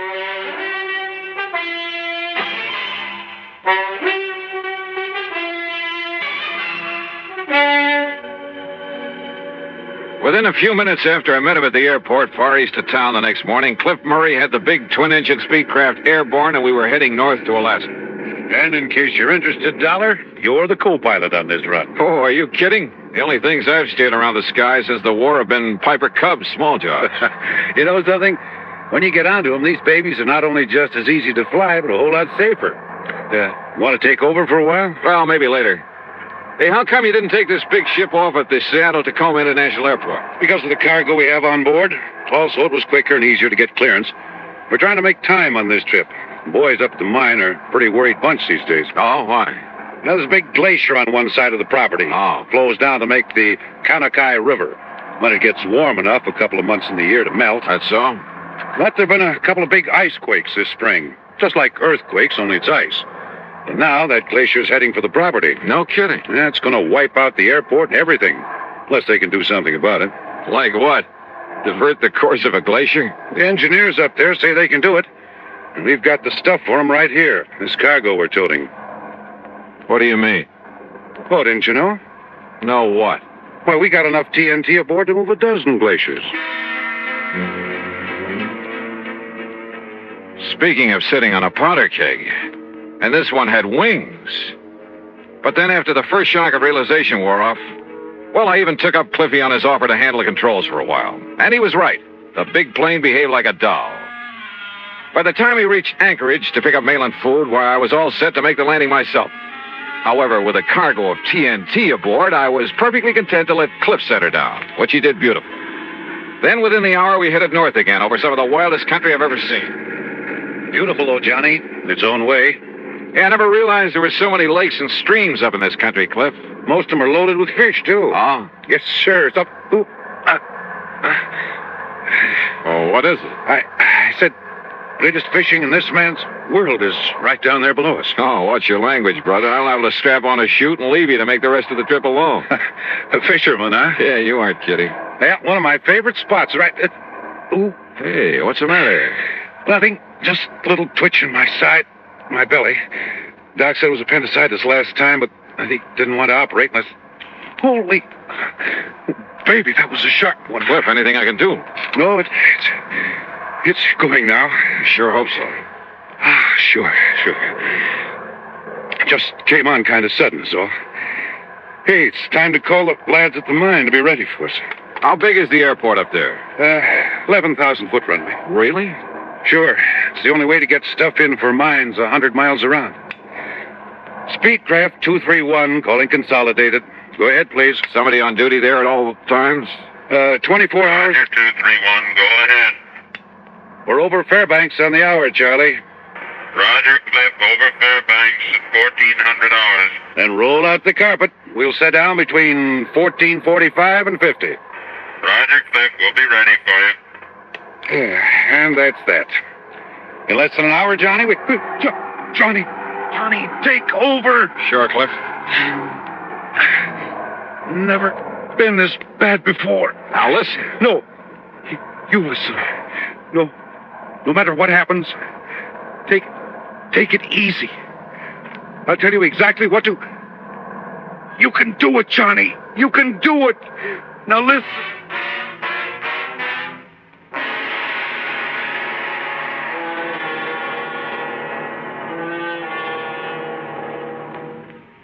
Act 3 of yours truly, Johnny Dollar, in a moment. With your permission, there's something I'd like to talk about for a minute.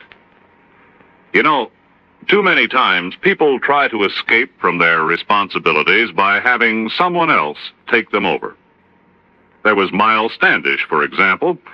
He was much too busy to ask Priscilla to marry him, so he sent John Alden to pop the question for him. You know what happened. John ended up marrying the girl himself.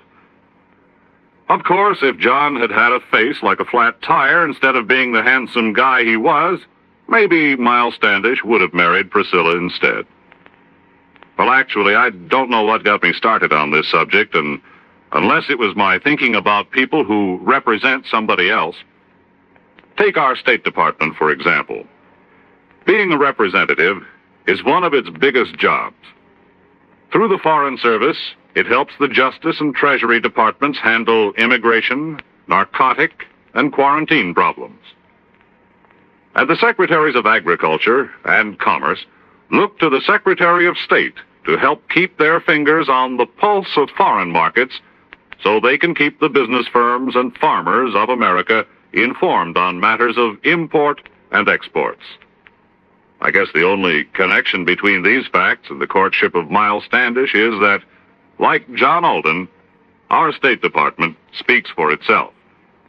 And now, Act 3 of yours truly, Johnny Dollar, and the Midnight Sun Matter.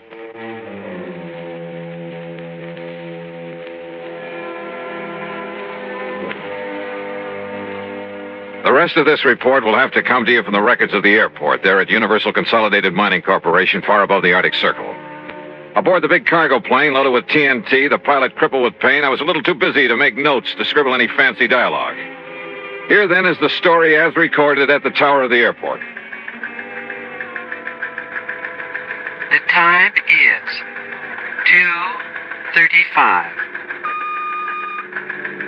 Well, there goes the boss's plane to pick up his daughter in Fairbanks, Charlie. Hey, Paul, isn't Cliff about due with 231? He said he'd sit down at a... Speedcraft 231, calling Consolidated. Hey, is that Cliff? Speedcraft 231, calling Consolidated. It doesn't sound like him. Hello, Cliff? No, this is Johnny Dollar. Dollar? Yeah, it's his passenger. Go ahead, Johnny. Cliff is... Well, look, I've had to take over for him. He's sick. Cliff will give me whatever instructions I need. You sure you can make it, Johnny? Johnny, this is Cliff. Go ahead, Cliff. Johnny can make it. Well, what about that cargo, that TNT? Can you dump it? I can't move to dump it, and Johnny can't leave the control. Okay, then, Johnny, we'll give you all the help we can from here. Thanks, Charlie. Have you passed the Snake River marker? In about 2 minutes, I think. Okay, now just remember your letdown is on a heading of 035 degrees from that marker. 035 degrees from the Snake River marker, roger. And, well, now just take it easy, Johnny, and we'll get you down here okay. Thanks, Charlie. Paul, looks like we may have a problem on our hands. Listen, if Cliff says Dollar can bring it down, he can. Just you take it easy when you talk with him.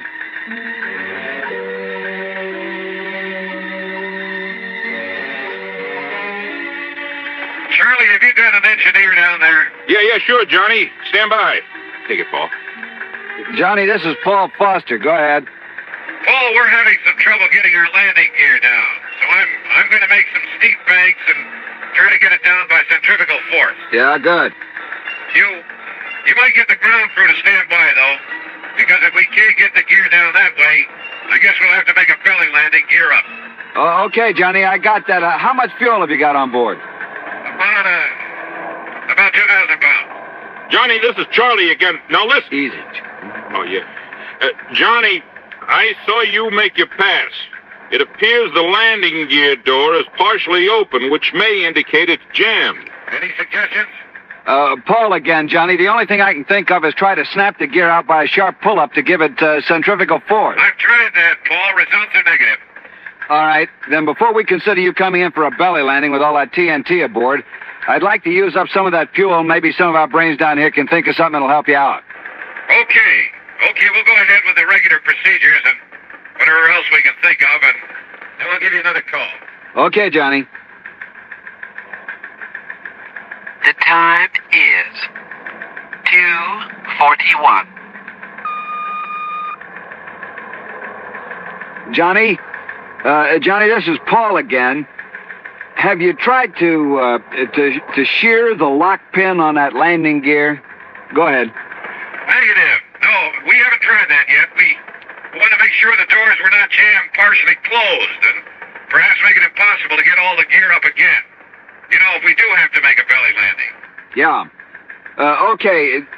Johnny, have you got full hydraulic pressure? Yes, that's affirmative. Okay. Now, the crew chief isn't up here at the moment, but I'll ask him to come up and he can discuss it with you. Right. Johnny, if it does become necessary to make a belly landing because of the setup they have for handling accidents, you might be better off to do it at Fairbanks. Have you thought about that? I talked to Cliff here. He doesn't think they'd want us to try it with this TNT we've got aboard. Well, we'll radio to him and see. Meanwhile, if anybody comes up with any idea at all, we'll pass it on to you right away. Okay. I'll give you a gas check in a few minutes. Okay. The time is 2:50. Johnny, Don Wilkins, our chief engineer, would like to talk to you. I'll put him on the horn. Johnny, this is Don Wilkins. Have you tried the landing gear handle up and down quite a few times to see if it extends any further at any time? Yeah, we've tried it several times. Well, I think I'd try it as many times as possible, Johnny. There could be something binding that may break loose. Now, there's something on it. Well, it comes off the gear door latches, all right, so it isn't a latch. I'll try it a few more times. The time is 3:00. Exactly.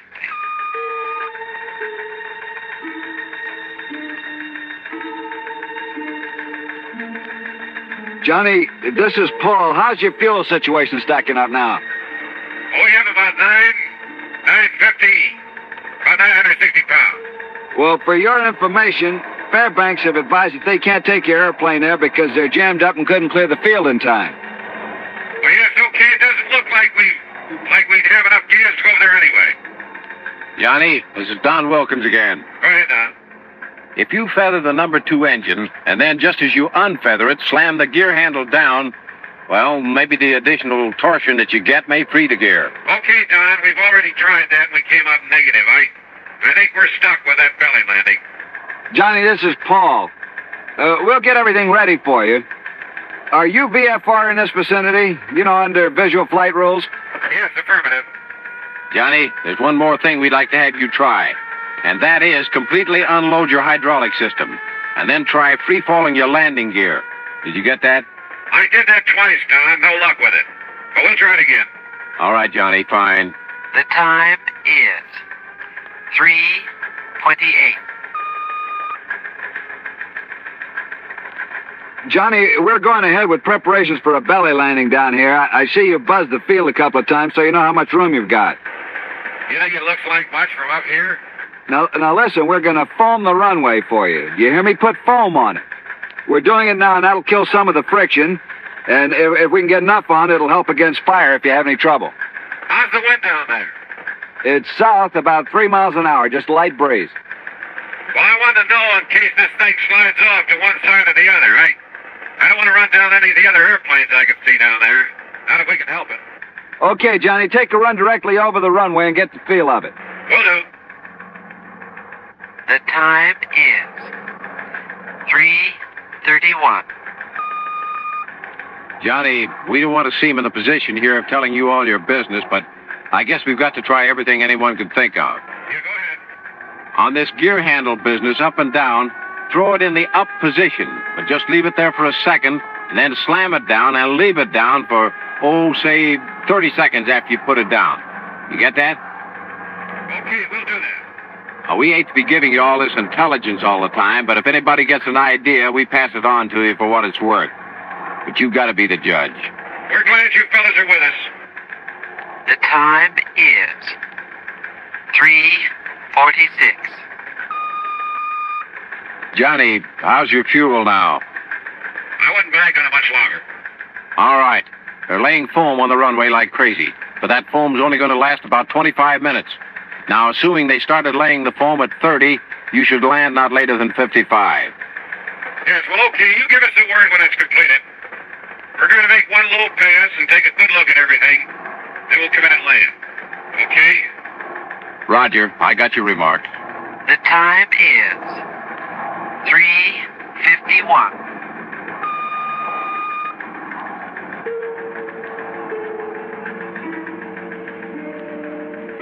Hi, Johnny. I just wondered how you are and how things look to you. Okay. You got a doctor standing by to take care of Cliff? Sure. Everything's ready for you. One comment. Listen. Do not, repeat, do not feather the engines when you sit down. Got it. We'll comply. Okay, Johnny. Okay, we're all set, Don. We're going to make a practice pass over the field prior to the final landing. Okay, Johnny, I won't be talking to you anymore. Paul will take over on your approach and get you down. We're all set for you when you arrive. Good luck. Yeah. Okay. The time is 3:54.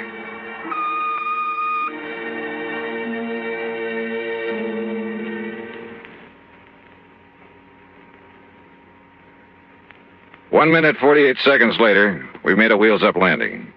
Cliff, the company doctor tells me his appendectomy was a complete success.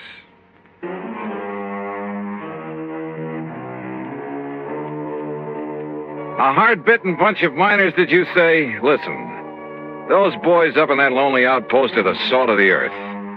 And as for trying to pull something on your insurance company, well, you should have seen how just one good load of TNT put that glacier back on its course. Yes, sir. I hope the vein of gold never runs out for those boys.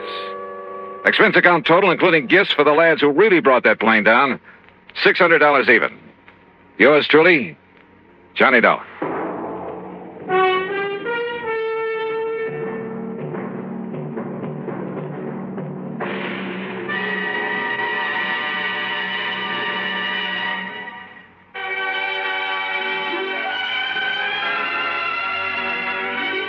Yours truly, Johnny Dollar, starring Bob Bailey, originates in Hollywood and is produced and directed by Jack Johnstone, who also wrote today's story. Heard in our cast were Gene Tatum, Frank Nelson, Russell Thorson, Barney Phillips, Harry Bartell, and Forrest Lewis.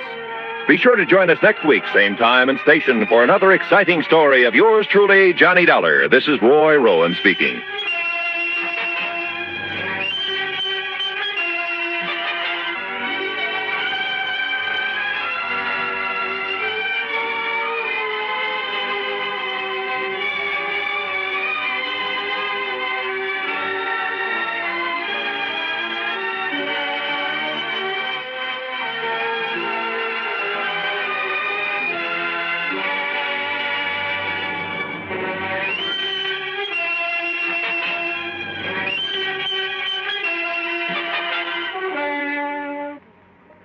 Johnny Dollar has come to you through the worldwide facilities of the United States Armed Forces Radio and Television Service.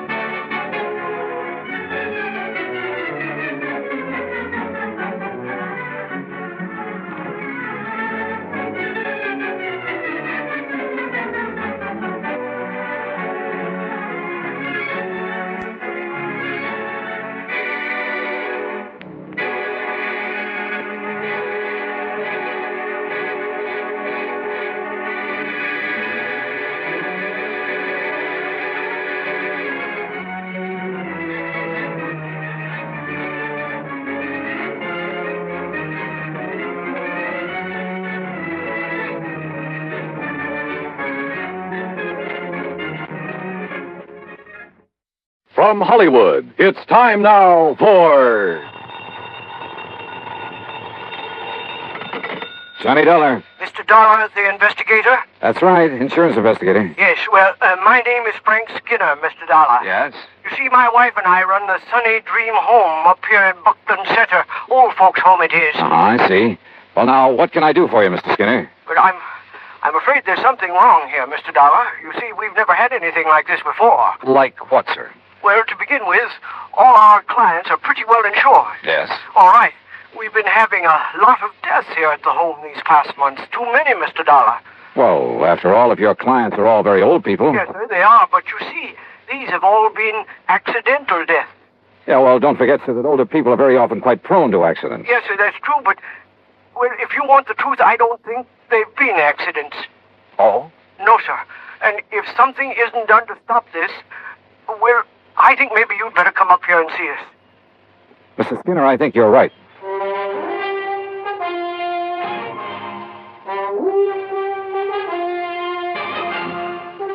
Bob Bailey in the exciting adventures of the man with the action-packed expense account. America's fabulous freelance insurance investigator. Yours truly, Johnny Dollar.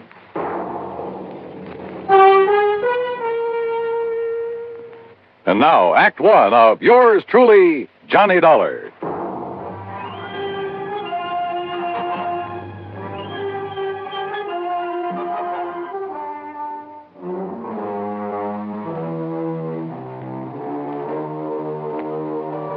Expense account submitted by Special Investigator Johnny Dollar to the Universal Adjustment Bureau, Hartford, Connecticut.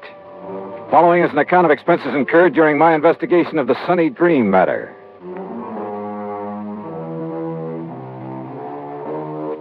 Expense account item 110 cents for a phone call to Pat McCracken, my old friend and contact at Universal Adjustment Bureau. Oh, say, I'm glad you called, Johnny. Yeah, well, Pat, I just want you to know I won't be available for a couple of days. Oh, yes, you will. And it isn't because of any insurance matter. Yes, it is. What's happened is that I've just received a phone call that's aroused my curiosity.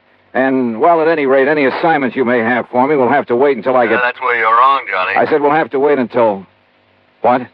Just happens you have an assignment right now. As a matter of fact, I was just about to call you. Well, can't it wait a couple of days? Oh, no. Johnny, I want you to run over to Buckland Center. Huh? I think you heard me. The Sunny Dream Home for the Aged? That's right. How did you know? Never mind that. What's wrong over there that you know about? Oh, the number of deaths over there within the past few months have made our actuarial tables look like a big fat mistake. And the companies that have carried the insurance on them are getting a little worried. All separate companies, huh? Yeah, but they all cleared their policies through us, fortunately. Otherwise, we'd never have gotten wind of this. Anyway, I promised to send you over there. Any particular reason for thinking something's wrong, aside from the unusual number of deaths? Yes. What? The beneficiary of the policies that have had to be paid. Who? The Sunny Dream Home for the Aged.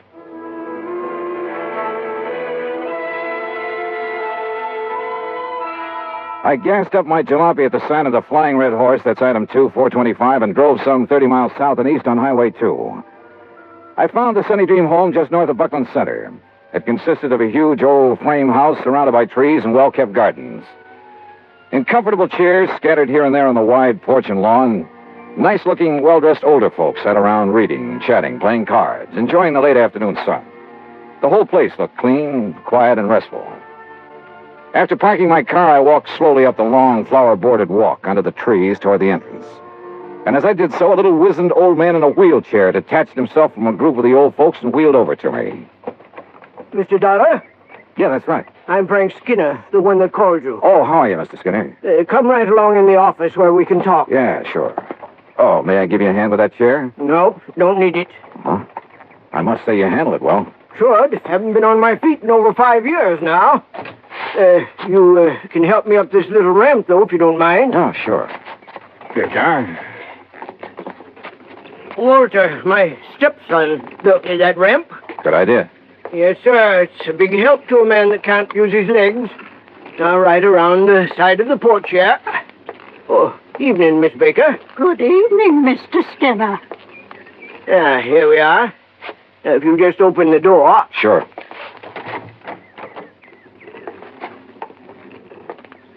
You just sit down there, and I'll get right to the point. Okay, fine. Now, you listen to me. I'd appreciate it if you'd let the folks here think that you've just come to look over the place, like maybe you've got some old relative you'd like a nice home for. In other words, you don't want to alarm your clients. Guests, Mr. Dollar. They're honored guests, all happy and with no worries. Uh-huh. Well, I must say that those I saw outside looked perfectly content. But now, about those so-called accidents. 5 of our people have died within the last 6 months, Mr. Dollar. 5 of them. Terrible. And like I told you on the telephone, they looked like accidents. What kind of accidents? Well, now, the first one. Well, maybe it was. That was old Miss Epp. Lived in the little guest cottage out back. What happened? Small fire. Must have started in the wastebasket or something by the time we got to her. Well, she'd suffocated. And I suppose Mr. Purley might have been accidental, too. Food poisoning it was. At least that's what the doctor called it. But nobody else got sick on all those canned peaches, Mr. Dollar. Who was the doctor? Old Doc Cherry from town. Of course, Mr. Purley was the only one that had 3 helpings of them. But my wife never had trouble with her canning before. Well, go on, Mr. Skinner.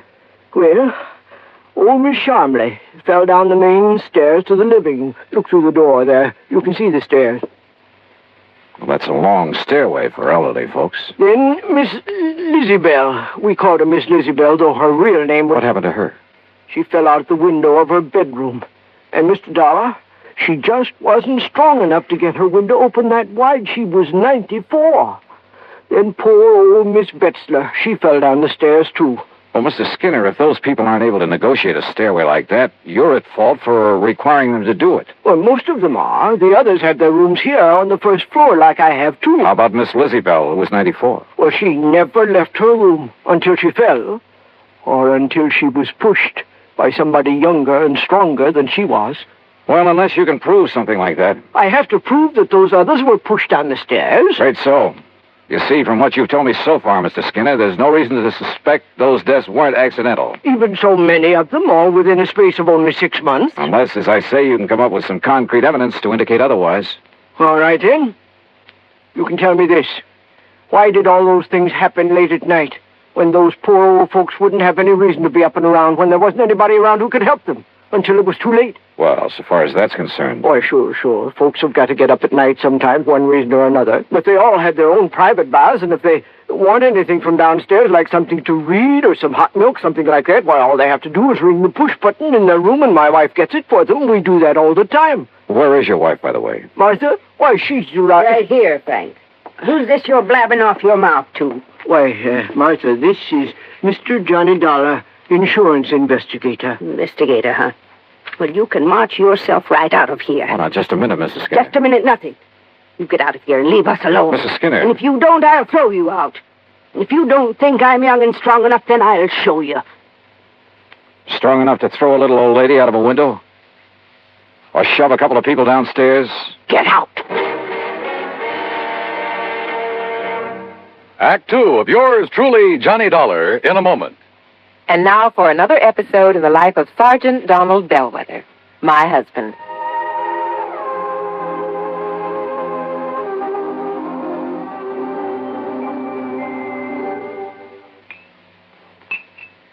Oh, that's what I call a good dinner, Reba. Oh, that was delicious. Well, I'm glad to hear that, dear. More coffee? Yeah, just about a half a cup, please. All right. There you are. Thank you. Now, tell me all about your safety class. Did the boys enjoy your speech? Oh, yeah, they sure did. Thanks to you, I did quite well. My lieutenant complimented me afterwards. Well, good. Yeah, but that same lieutenant threw me a curve, too. How, dear? Well, after I gave my talk, he asked the men if there were any questions. Well, that did it. One of the guys stood up and said, look, Sarge, you claim there were over 95,000 deaths and over 9.5 million people injured in accidents in the U.S. last year. Looks to me like all those safety campaigns and slogans are doing no good at all. Well, how did you answer it? I didn't. I couldn't think of an answer. I got out of it by saying I'd have more facts and figures at the next meeting. All right, let's see now. Oh, yeah, here it is. Now, first, Sergeant Bellwether, you start off by telling the boys that since 1913, the accidental death rate has been reduced 35%. Mm-hmm. Or, in other words, if there hadn't been campaigns and safety measures put into effect to reduce accidents, almost 1 million more people would have been killed in the last 46 years. Is that right? It certainly is. I'm reading it right out of the National Safety Council record book. Oh, and another thing. Accidents in the farming areas are much higher than in the city. Now, do you know why? Why? Because in rural areas, there are fewer policemen enforcing safety laws and less traffic signs and signals to guide the motorists. You know, many more cars travel the city streets, and yet the per capita rate of accidents is much higher in the rural areas. Of course, the reason is obvious. In the city, more safety measures are instituted and obeyed. Reba, you are wonderful. That's a good logical answer. I don't know what I'd do without it. Oh, that's my Donald. That's my doll.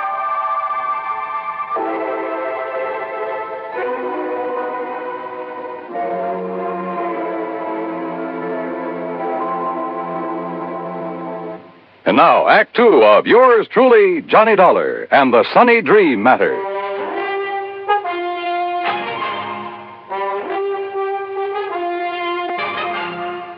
Martha Skinner, co-owner and the real manager of the Sunny Dream Home for the Aged, was a big woman, tall, muscular, and a lot younger than her husband. I don't want your kind snooping around, Mr. Dollar, so get out of here and leave us alone. Your husband seems to think those deaths here in your home for the aged weren't so accidental, Mrs. Skinner. No, he does. Yes, that's what I told him, dear. If you'd keep that mouth of yours shut, Frank, we wouldn't have this sort of thing.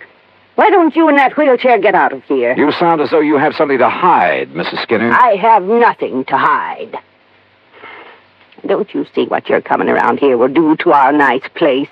It'll give us a bad name, that's what it'll do. Folks come here on the recommendation of the folks that live here. If your sort starts prowling around, it'll make our nice home for them sound like a murder factory, and I won't have it. Oh, now, just calm down a moment. Those poor old folks, Miss Lizzie Bell and Mr. Purley and the rest, were accidental, that's all. You got any reason to think they weren't? Well, I didn't have, until a minute ago. What do you mean by that? If they weren't accidents, well, it certainly took somebody younger and stronger to push them down those stairs. You mean me? Well? No, Mr. Dollar, you're wrong. And if anybody started that talk about not being accidents, I guess I did. Yes, you did, Martha. Oh, I was so upset, those fine old people passing away. Why, they were like family to me. I guess I said a lot of things that didn't make sense. Until the doctor and the police came around and told me I was wrong. The police investigated? Yes, and they made quite a stir. I guess that's why your being here has upset Martha. Well, of course, if they found nothing. Mr. Dollar, do you think that I could do anything like what that I could harm a single hair of any of these nice old people? What possible reason could I have, and what sense would it make? Why, we're being paid for their living here, and if anything happens to them... Yeah, if anything happens to them, you collect a nice big fat hunk of insurance money. You know about that? Insurance investigator, remember? No, you're wrong. It was their idea to name us in their policies, now wasn't it, Frank? Yes, Martha, it certainly was. Well, let's not talk about it anymore now. It's getting late, so I think I'll drive back to Buckland Center and have some dinner. Well, you'll do no such thing. You'll have your dinner right here. And if you wish to stay overnight... Oh, no. You mean I'll have another room to fix up? Well, I'll help you, of course. Walter, this is Mr. Johnny Dollar. Dollar? The insurance investigator I hear about all the time on the radio? That's right, son. Well, what's your business here, Dollar? Frank called in, son. Yes. About those accidents? Yeah, that's right. What do you think about them, Walter? Look, Dollar, Mother's got enough trouble without you coming around. Walter. Well, it's true, Ma. You know it. First it's the police making a big racket. We've been through all that, Walter. I asked you a question. Well, why don't you get out of here and leave us alone? I'm sick of all this nonsense. I'm sick of this whole place. Oh, Walter. Year after year working like a dog for a lot of old fogies. Are there only the three of you to take care of this place? That's right. Oh, and of course Frank here is a lot of help tied down to that wheelchair. Well, I do all the office work. Oh, sure. Big deal. Handle all the money, too. Well, what about the talk that as soon as we get enough money, we can sell out and get away from here? Hey, look, Dollar, what difference is it to you who keeps this place up? Hey, you're a pretty husky fellow, Walter. Yeah. Would you like a little demonstration on you? Now, what do you mean by that? Well, maybe I'll tell you after I've had a look around. Then you will stay. Oh, yeah, I'll stay. Until I'm satisfied. You won't be here for long if I've got anything to do with it, understand? Is that a threat, Walter? Take it any way you like. I'm sorry, Mr. Dollar. I'm sure he didn't mean that the way it sounded. Well, tell me, do you two have joint ownership of this place, you and Mr. Skinner? Well, it's really in my name. And if anything were to happen to you? It would go to Frank and Walter. I see. Walter said that you've talked about getting enough money to sell out and leave this place. He certainly did. Is that what you plan to do? Yes, sir. Well, I'm not so sure. Of course you are. I've grown to love this place. All the nice people. Mr. Dollar. Yeah? Enough money, you said. Like a lot of insurance money from... Oh, no. You can't think that Walter would... Oh, no. He's spoiled and fresh and impetuous and talks a lot, but... Surely you don't think... Mrs. Skinner, what would you think?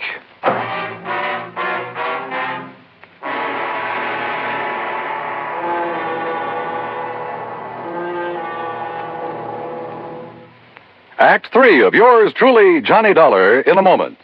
Do you know who said, "Eternal vigilance is the price of liberty"? Those famous words were written by Thomas Jefferson. Jefferson knew that human nature tends to cause us to take for granted the freedoms for which others have fought valiantly. He knew that Americans had to be alert, or the essential freedoms of democracy would be taken away. That's why Jefferson gave his warning to the Americans of his era and to their descendants. He set the price for liberty as eternal vigilance. And Americans through the years have heeded Jefferson's warning. They have been alert to detect and resist the enemies of liberty. Remember the words of Thomas Jefferson. They are part of your American heritage. The price of liberty is eternal vigilance. And now, Act 3 of yours truly, Johnny Dollar, and the Sunny Dream Matter.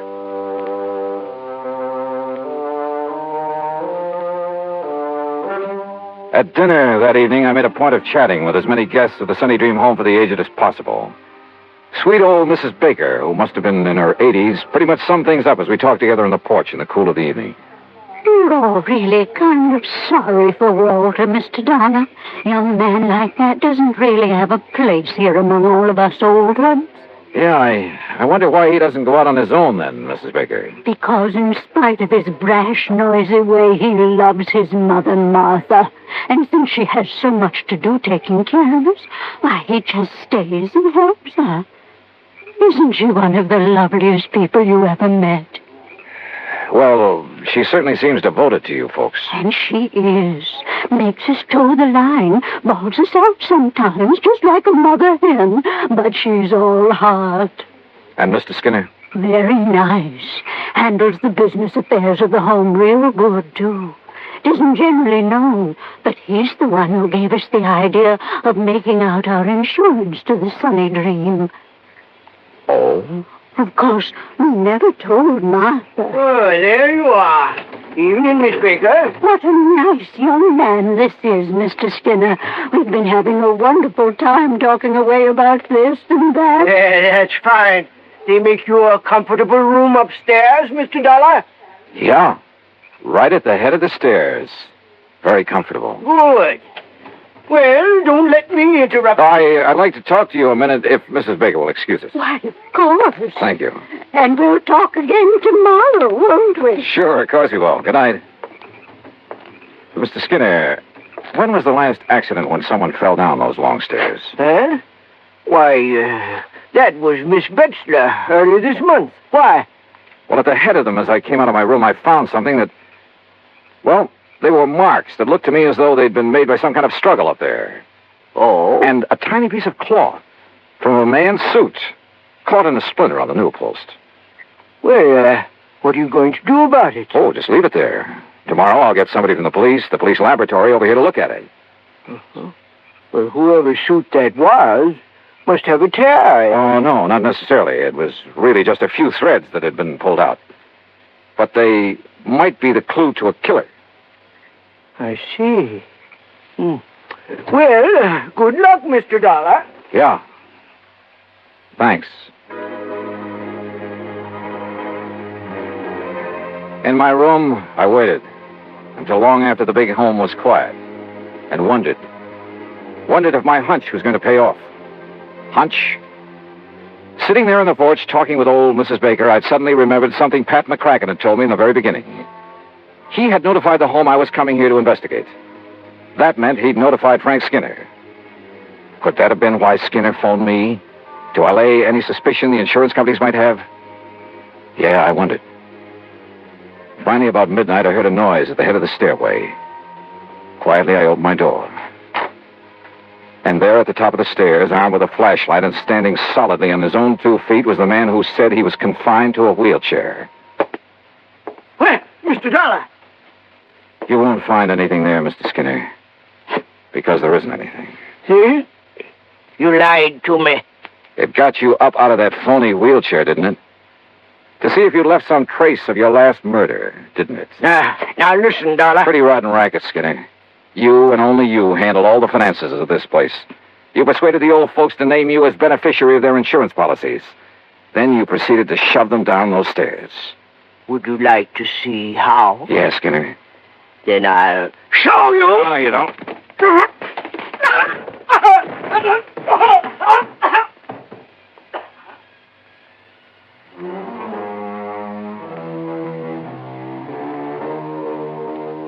Yeah, he'll live to go to trial. And whatever sentence they hand him will be much too short. The Sunny Dream home, well, I hope it'll be the quiet, peaceful place his wife wants it to be. Expense account total, including incidentals, $12 even. Yours truly, Johnny Dollar.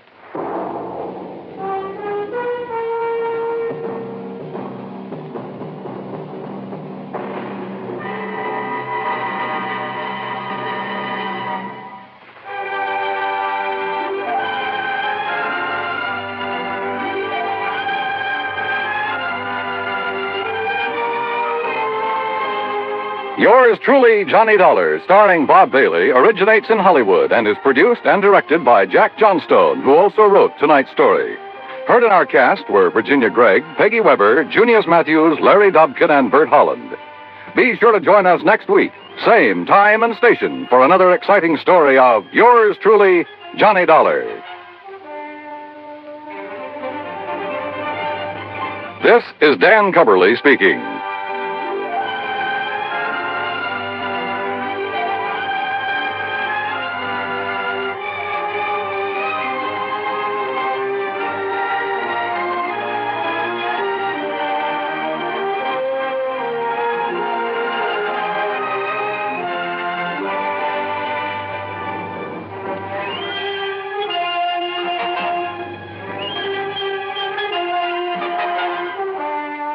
Johnny Dollar has come to you through the worldwide facilities of the United States Armed Forces Radio and Television Service.